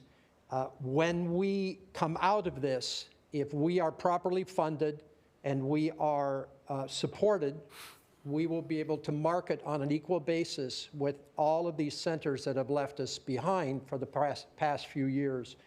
When everyone goes out and tries to rebook and book new business, we will be ready and we will be prepared. But we have been working 2 years with city staff to try to get this Convention and Visitors Bureau Convention Center reestablished and going again. We made it to the point of a consent calendar. We thought everything had been presented and agreed upon. We got to the consent calendar and it was pulled off, and here we are today. We've talked about a lot of these items before, but if we stay with the existing model, that 1.6 million in reserve, we collect money today to spend tomorrow. That money will all be gone by the end of the year, and if we're not collecting sufficient funds, we will be back to the city next year asking for $1.6 million to subsidize the needs of the Convention Bureau and the sales. So if we stay where we are existing with the dollar amount or with a small amount, we are right now on the final steps of hiring a president and CEO. We've got salespeople we've been interviewing. All of that will need to stop because we won't be able to pay these people. We won't be able to create the marketing material that we need. We won't be able to make the sales calls that we need to make. So we will be on the dole for the city again to support us. And the revenue that we collect next year, as pointed out by Assistant City Manager, will be much less than it's been in the past, at least for a year or two, and probably by 50 to 75% when we come out of this. But we have made no significant group sales efforts at the Convention Center for 2 years. Unless we hit this with a significant amount of marketing and funding, we will not be able to compete with our other convention centers and cities that we compete with. And I know that we previously talked about small businesses. One of the biggest benefactors of the hotel industry and the Convention and Visitors Bureau are small businesses, whether it's suppliers, linen companies, transportation companies, the restaurants and bars that all of our guests visit. We're going to hurt our entire economy if we don't properly fund the marketing and sales for our Convention and Visitors Bureau. And I hope that the staff will, or the council will consider going to our 1.5% of revenue and allowing us to properly sell and market our destination. Thank you. Thank you very much. Aaron Hodges, please come forward. Welcome. Good afternoon, Mayor and Council. As Joe said, under these very unique circumstances, I want to thank you for your time and not rehash what Joe has already said. Are we able to put the summary slide up that Ruth had provided? Yes, there you go. And I just want to kind of earmark specifically when we're talking about annualized budgets, the 1.5% that originally was 2%, we dropped down because we want to make sure that we're acquiescing and we're listening as partners in this whole process. You know, historically, we've had a budget of roughly $2.4 million to utilize. As Joe said, we're gonna be in hardship for several years, and so more than ever, we need every dollar to compete with those markets that are going to be looking to steal business from us. If you look at the approximate $800,000, as was suggested, I think we're going to look at closer to $600,000 annually that we would have to work with in comparison to what was $2.4 million.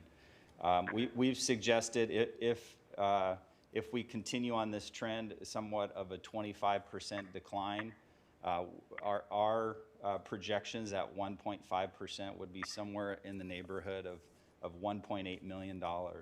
So we're not just asking for money for the sake of asking for it to market. We need these resources badly to be able to sell the destination. Several years ago, JLL was contracted by the city to consult on how could we grow business in the market, how could we drive business in the convention center. And their final verdict was to drive business in the convention center, specifically group business, which takes a sales effort. Phase one of option number 2 that is being proposed today, it has a sales force, albeit very small, of roughly $900,000, okay? That's 3 or 4 people selling the destination.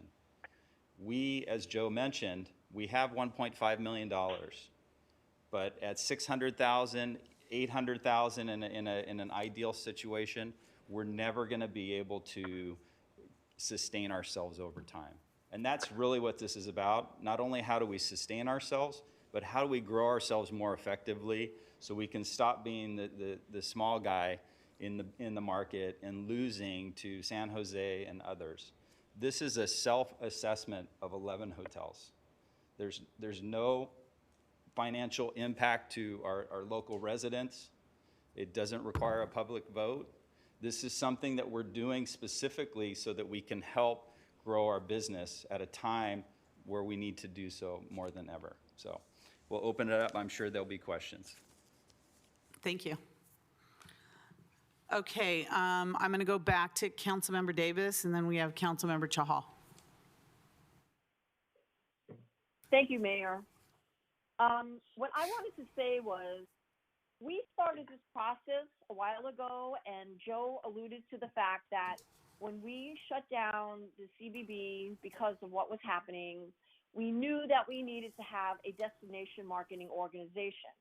We talked about this in the marketing plans that we had in the meetings, and staff was there, and they were listening to the numbers and what they needed to do to make us competitive with the convention center, having that as compression to give us TOT.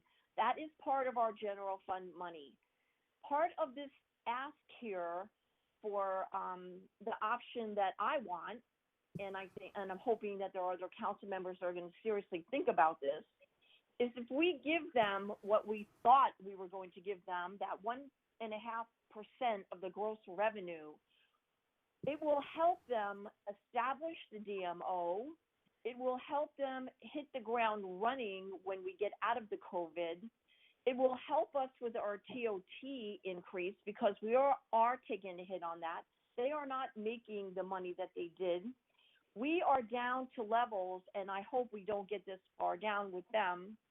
Since 9/11, those were the lowest levels of money that TOT was ever given to a budget, and we need to have that.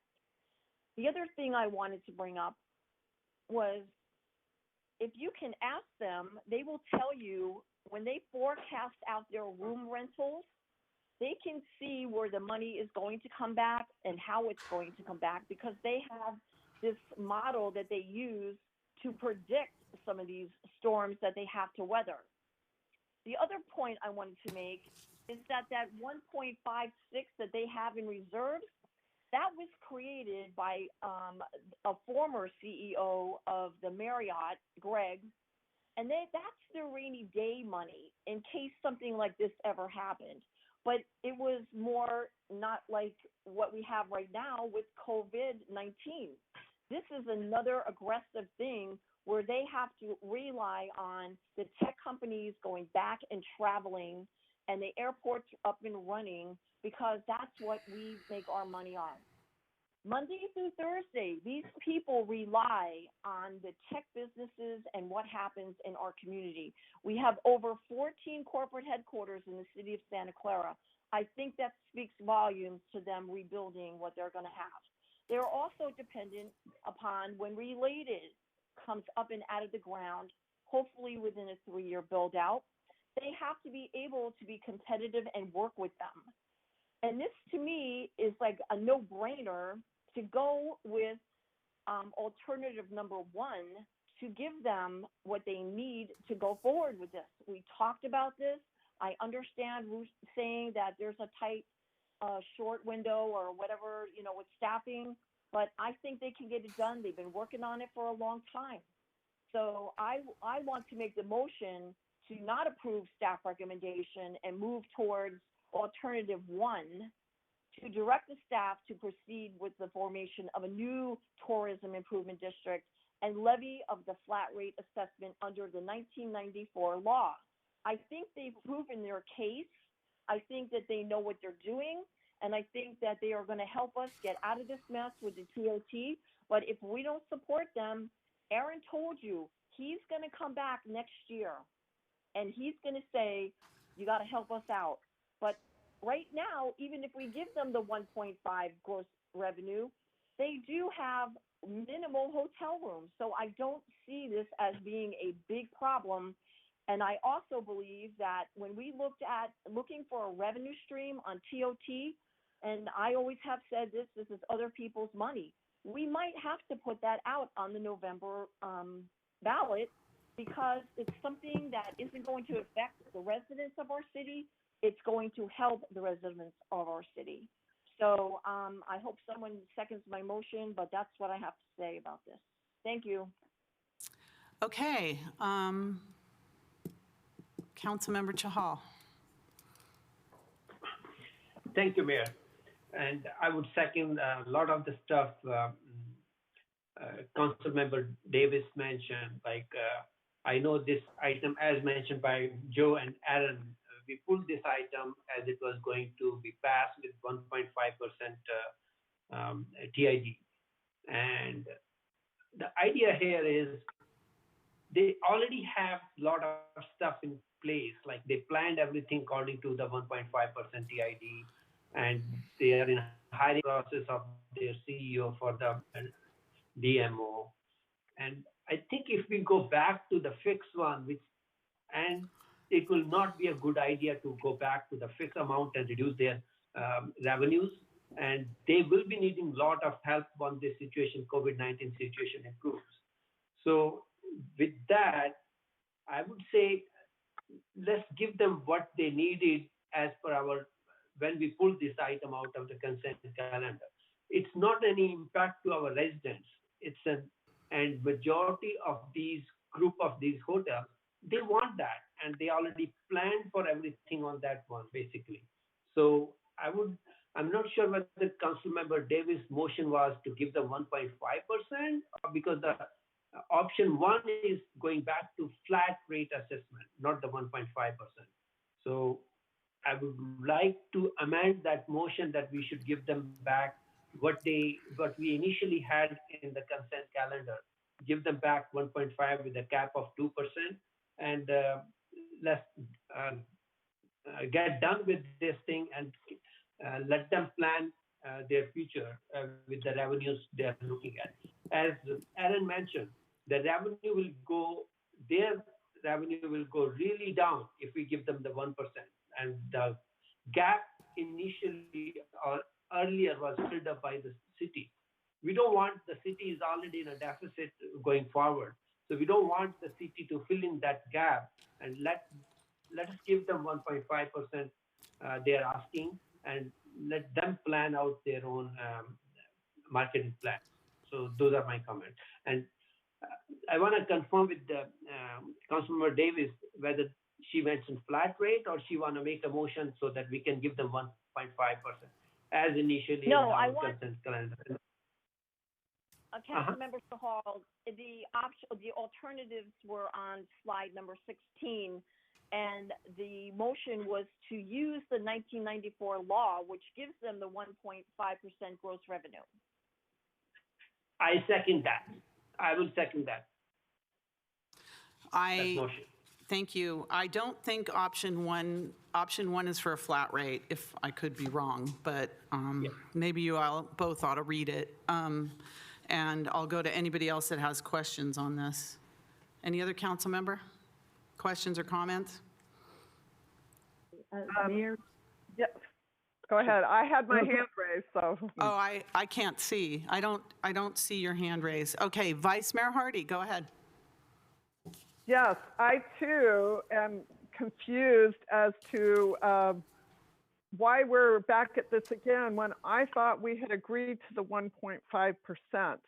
I am as frustrated as Councilmember Davis and Councilmember Chahal. I think they know what they need.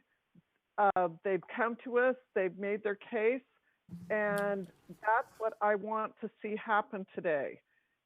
I like the idea of, because everything's shut down right now, there will be a reset, and that we can put ourselves in the running and come out on top over this reality in the end. I think that makes the difference, and I support that. I want to make certain that is what the motion and what staff understands is what I'm hearing from both Councilmember Davis and Chahal. Thank you.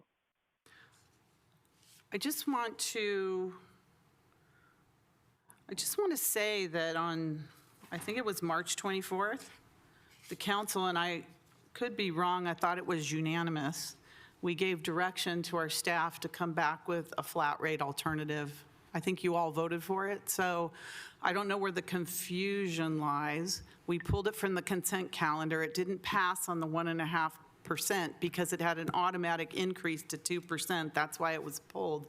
But also because of the uncertainty of what was going on in the world, I believe it was unanimous, we'll have to check on that, that we directed staff to come back with these alternatives, which they did.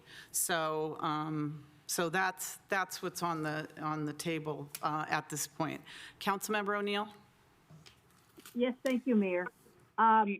So I realize that we have spent a lot of time working on this project, and a couple months ago, I think everybody thought the 1.5% was a great idea.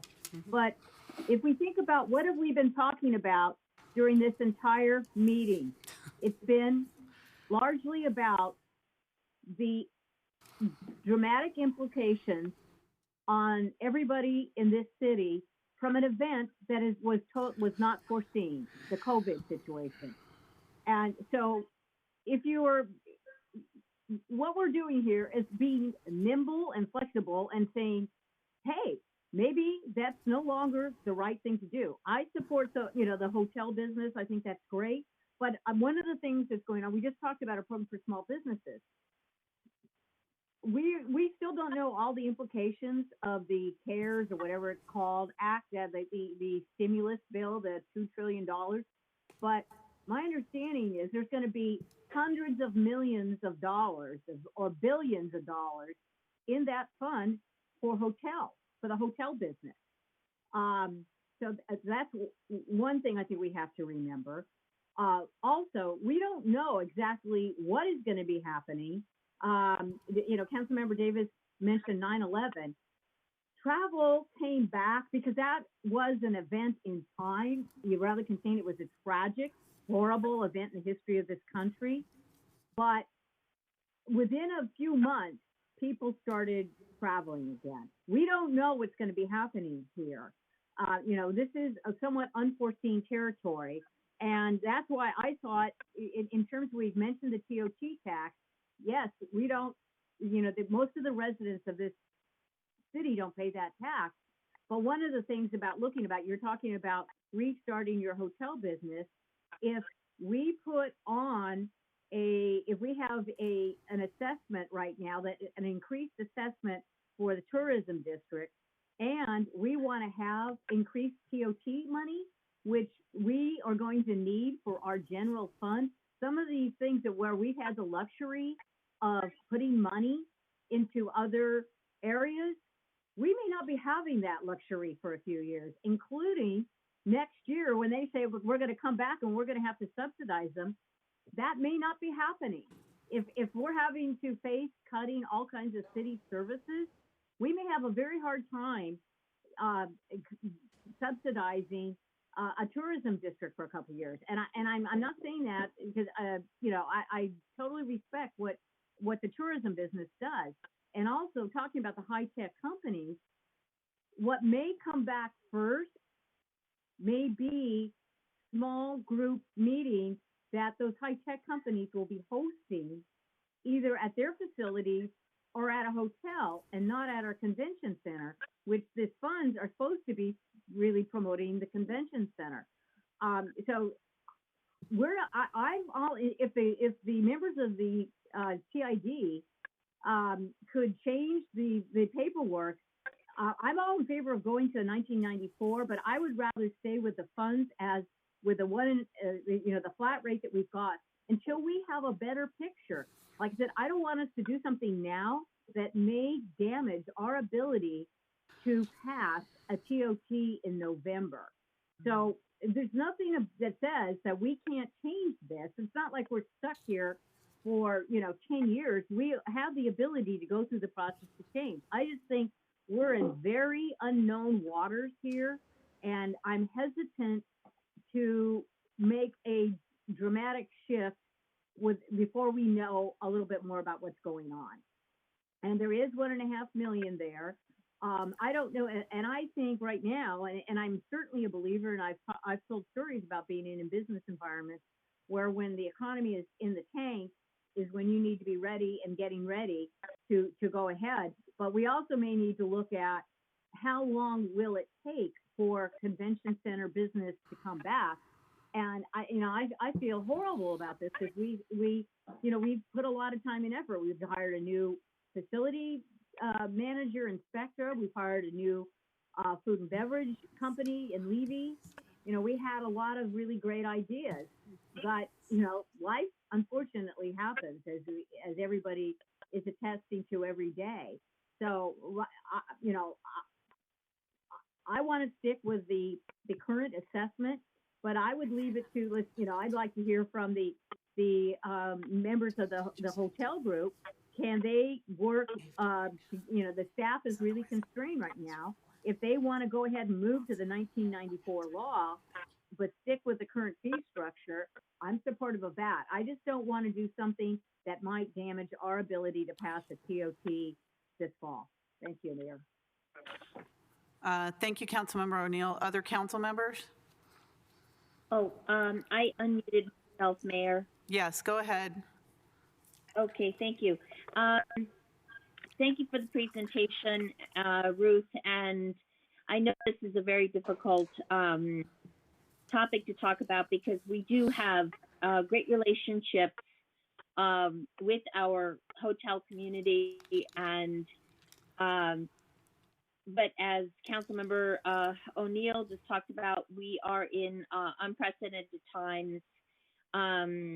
Our city has been impacted. I mean, every business in the city has been impacted, and as much as our goal in working on changing, moving to the 1994 law, and moving forward with the hotel industry. I mean, I understand that 80% of the state, participates in the 1994 law that was established. I understand that,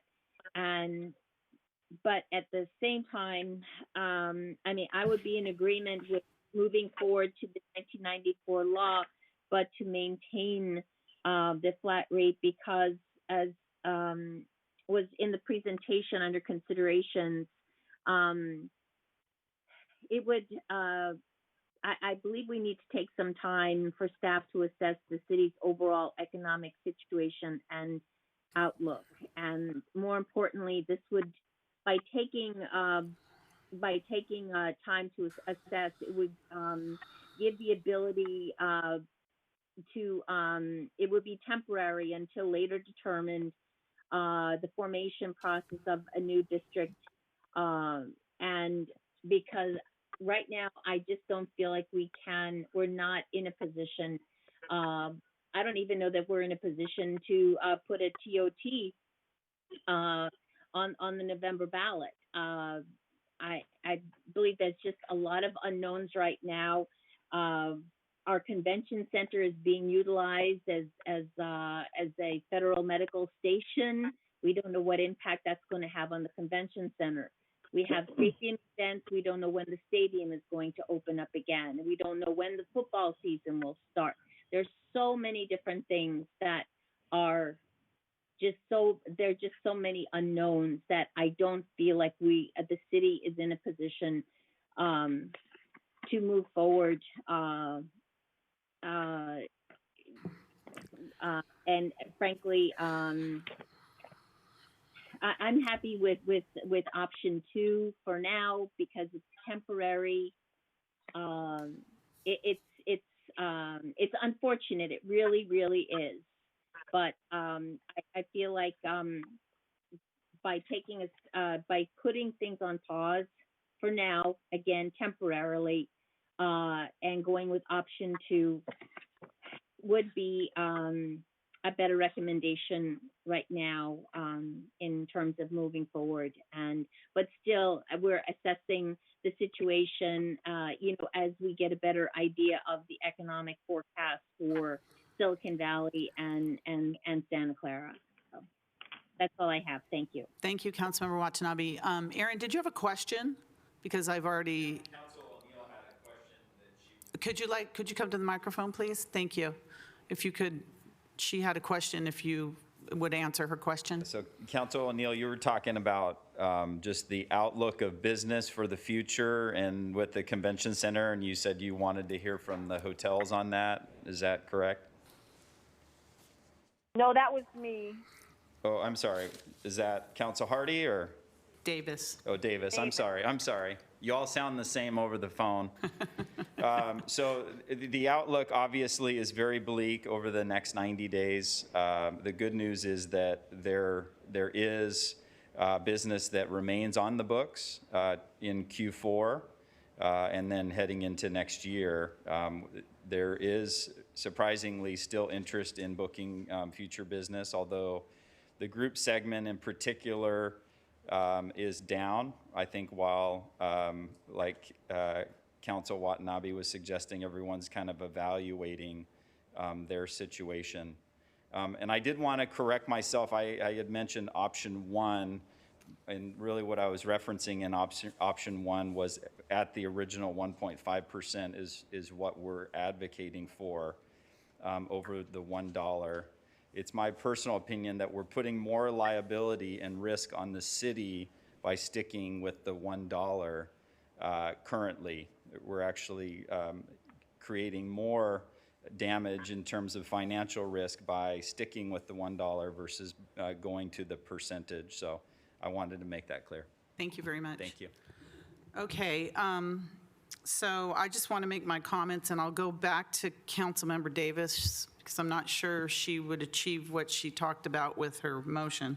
But I just want to say that many talked about what would happen with 1.5%, and we were all ready to go along with that, and we were talking about putting a ballot measure on for November for the city's portion, because then the community benefits from the increase in TOT. And then pretty much the bottom fell out of the world between the time, we had all planned. And I know a lot of work has gone into that, setting that up.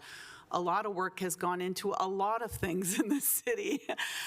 We were ready to break ground on the largest mixed-use development west of the Mississippi in May.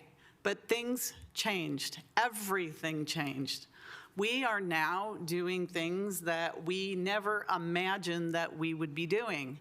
We're feeding children on the weekends. We're feeding seniors on the weekends. We're, trying to give money to small businesses. And you see, we can only give a fraction to the ginormous need that's out there in this community. Our budget was looking fantastic, right? We were on the right path. Our hotels were doing great. You're getting, huge amounts of weekday, payments for rooms. And all of a sudden, guess what? Everything changed. So when everything changed, we cannot continue as business as usual. We have to change. We have to make tough decisions that people are going to be upset about because the world has changed. We are now talking in our city, and we're probably more fortunate than many cities.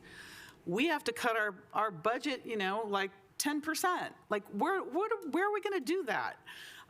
So there's, a lot more that's happened. I agree. Up until then, up until the COVID virus, we were doing really well, and we are planning to do even that much better. Now we have to reset our priorities. And I'm just hoping that this is just temporary. It's not going to, we hope it won't be long-term, but we have to temporarily reset our priorities, and we have to look at, how are we going to be able to give and provide our basic city services to people that are our community that is, completely suffering in so many ways over this. So I think that what was talked about tonight was really one side of the story, but we didn't finish the story, because I know that Councilmember O'Neill touched on it when she brought up the November election, how we looked at, increasing our TOT in the city to around 4%. That's what we were looking to do. And We all agreed, it was really a compromise, but we agreed to, look at having the hotels increase their rates by 1.5%, using that money in the TID. But then we were looking at November, putting a ballot measure on that could possibly increase it another 2%, and that money would go into our general fund to benefit our community. So that part is what is in jeopardy now. So action to, just move ahead with 1.5% as if nothing's happened is really going to preclude us from the November it will definitely preclude us from going back out in November. And that's where the community really would directly benefit from the increase in TOT. So that's part of the whole story. The other part of the story is that when things do come back, and believe me, we're going to know in the next few months what kind of timeline we're on, because right now it's too soon to know, and it's impossible to predict what's going to happen. Impossible. So when we get a clearer picture of what's going to happen, we will be in a position that we can act quickly because it's going to be in our best interest of the city. But until then, if we approve the 1.5% that's suggested by some council members right now, we will definitely preclude us from doing anything in November, which is then a huge loss of the direct benefit to the city. And let me tell you, those monies that the TOT could bring into our general fund, we could use on our small businesses. We could use to pay for the meals, and the types of business that the city is providing now that we never thought we would be in, that we would be doing, and to try to help our community members. So I understand the hotels. I understand, they want to be ahead of the curve and competitive. But even with that increase, that's going to increase all their room rates. Is that going to be competitive overall for the industry? Nobody knows. Again, too soon to know, impossible to predict. So when we pulled this from the consent calendar a couple weeks ago, I said, well, let's just continue with the dollar until we get a clearer picture. So I kind of like the option 2 because it's the simplest thing to do until we get a clearer picture of what we're doing. And I'm hoping that we could increase, we can go to the ballot in November, we can all, get back. And eventually, I'm hoping we'll get our convention center back, eventually. We'll get it back at some time, and eventually people will be traveling again. It's good news where the hotels are saying that, business, hopefully, the business that they have from the business community, the weekday business, hopefully will come back even sooner than maybe even our convention. But I don't think it's responsible for us to just, move ahead as if nothing's happened, because a lot has happened. So I'm sorry for talking so much. I just wanted to say, we're all pro-business. We really want to do all this, but it doesn't make sense until we get a clear picture. And I want to make sure we're also, it seems like we can, move this quickly within just a couple of months. And I don't see a harm in, just in continuing the dollar until we have a clear picture. Sorry, I talked so long, I knocked myself out of the thing. Okay. Councilmember Davis. Thank you, Mayor. I just disagree with you. I think if we don't get them to get established now and get the destination marketing thing off the ground, that you're going to put us behind the 8 ball. And you're saying in a couple of months, well, if you think in a couple of months that you're going to give them the 1.5, then why can't you just give it to them now so they can hire their executive director and move on? I fully believe that we can sustain this. I don't see the problem with the TOT. I think that you're kind of mixing, if you don't give them this, we're not going to get the TOT. I think you're just wrong in that. So that's my opinion. I think that we need to give them the 1.5 of the gross revenue right now. They don't have a lot of business, and Aaron told you there's business on the books. So why, I understand your air to caution on this. This is very difficult with this COVID, but I have to be an optimist on this. I would rather be in a competitive place, not behind the 8 ball, and not destroy what we already have. And we've already worked on this, so I'm not happy with some of your comments, but I stick with my motion about giving them the 1.5% of the gross revenue, and let's move it on. Is that your actual motion? Because you said option Yeah, one. my motion is, okay, well, option one, I just followed up that assessment. So whoever wrote this, okay, I'm looking at slide number 15. It says the 1995 law, which would incorporate the decimation, the DMO, the 1.5 gross revenue. That's what I want my motion to be. I want them to have the 1995 law, 1994 law, plus the 1.5 gross revenue. I want to approve that and give that to them and let them continue on their job. Okay, thank you. Is there a second to that motion? Second, I can second that. Okay, Councilmember Chahal, do you have comments? Yes, Mayor. Thank you. So I do have the same comment, sort of like, I don't think TID and TOT are competing with each other. They are two independent things. And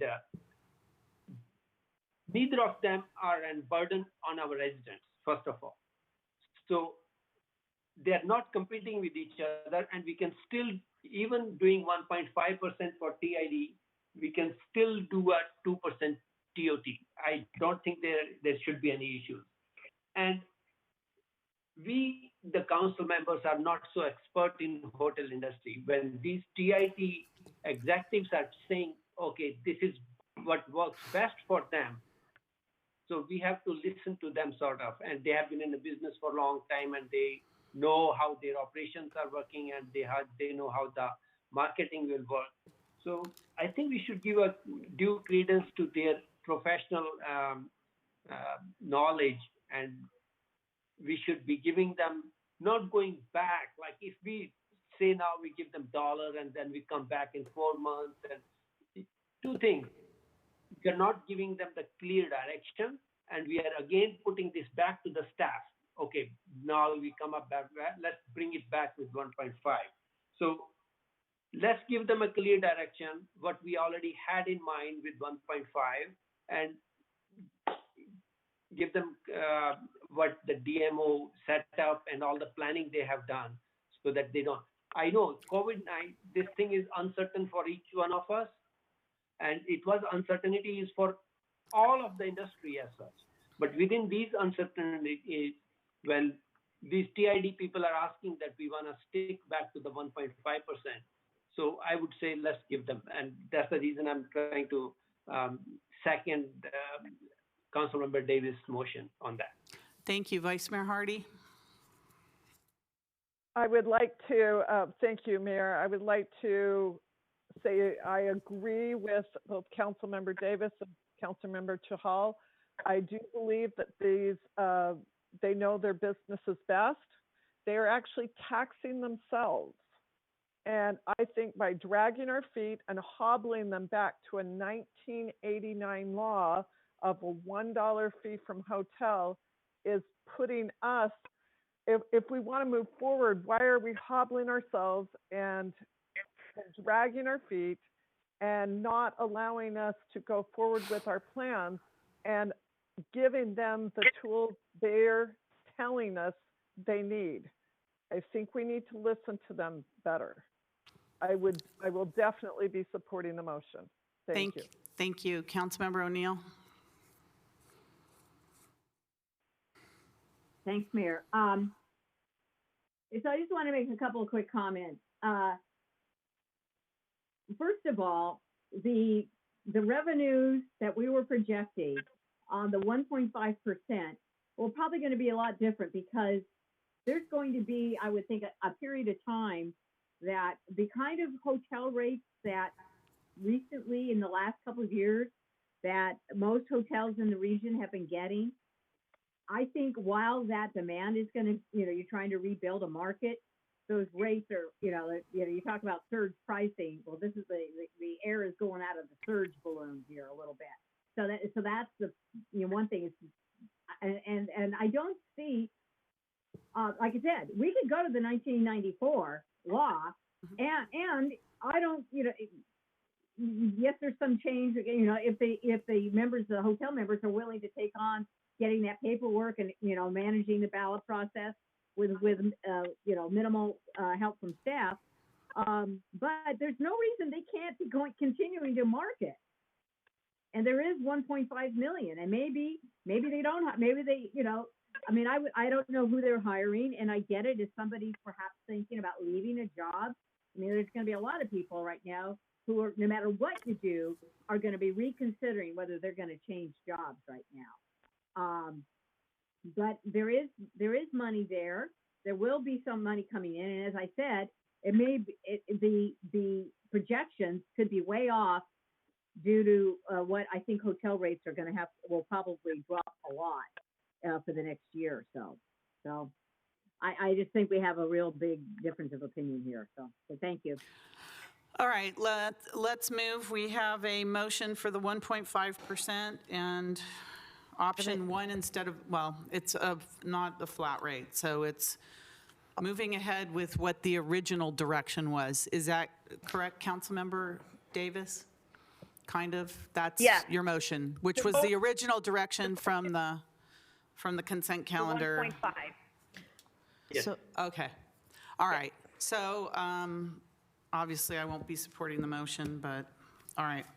Madam Mayor, may I just clarify? So It's to not- the maker of the motion, she was saying alternative one on slide 16, which is direct staff to proceed with the formation of a new tourism improvement district and the levy of a flat rate assessment under 1994, but giving back the 1.5%. Yeah, she said originally option one, but then she added after the new rate is 1.5%. Okay.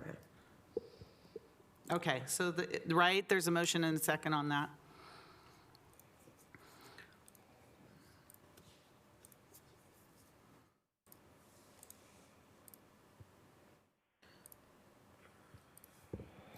Vice Mayor Hardy. Yes. Councilmember O'Neill. No. Councilmember Davis. Yes. Councilmember Watanabe. No. Councilmember Shahal. Yes. And that Motion fails. Now, if we would have had a seventh council member, we could, okay. Okay, so that leaves us with nothing at this point. Is there another motion to continue the flat rate?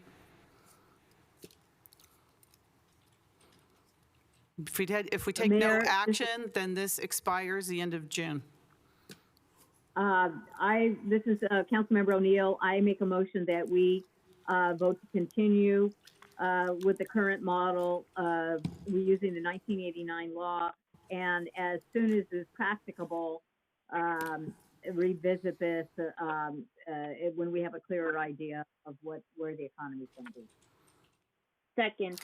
And I agree with that. This is just temporary, and because we have, it's too soon to know and impossible to predict, hopefully that'll be sooner rather than later for all of our sakes.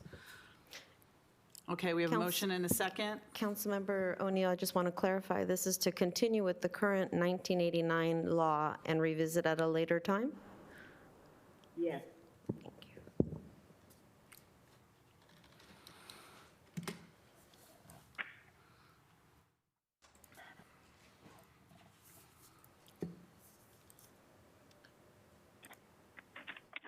Madam Mayor, who was the second? Councilmember Watanabe.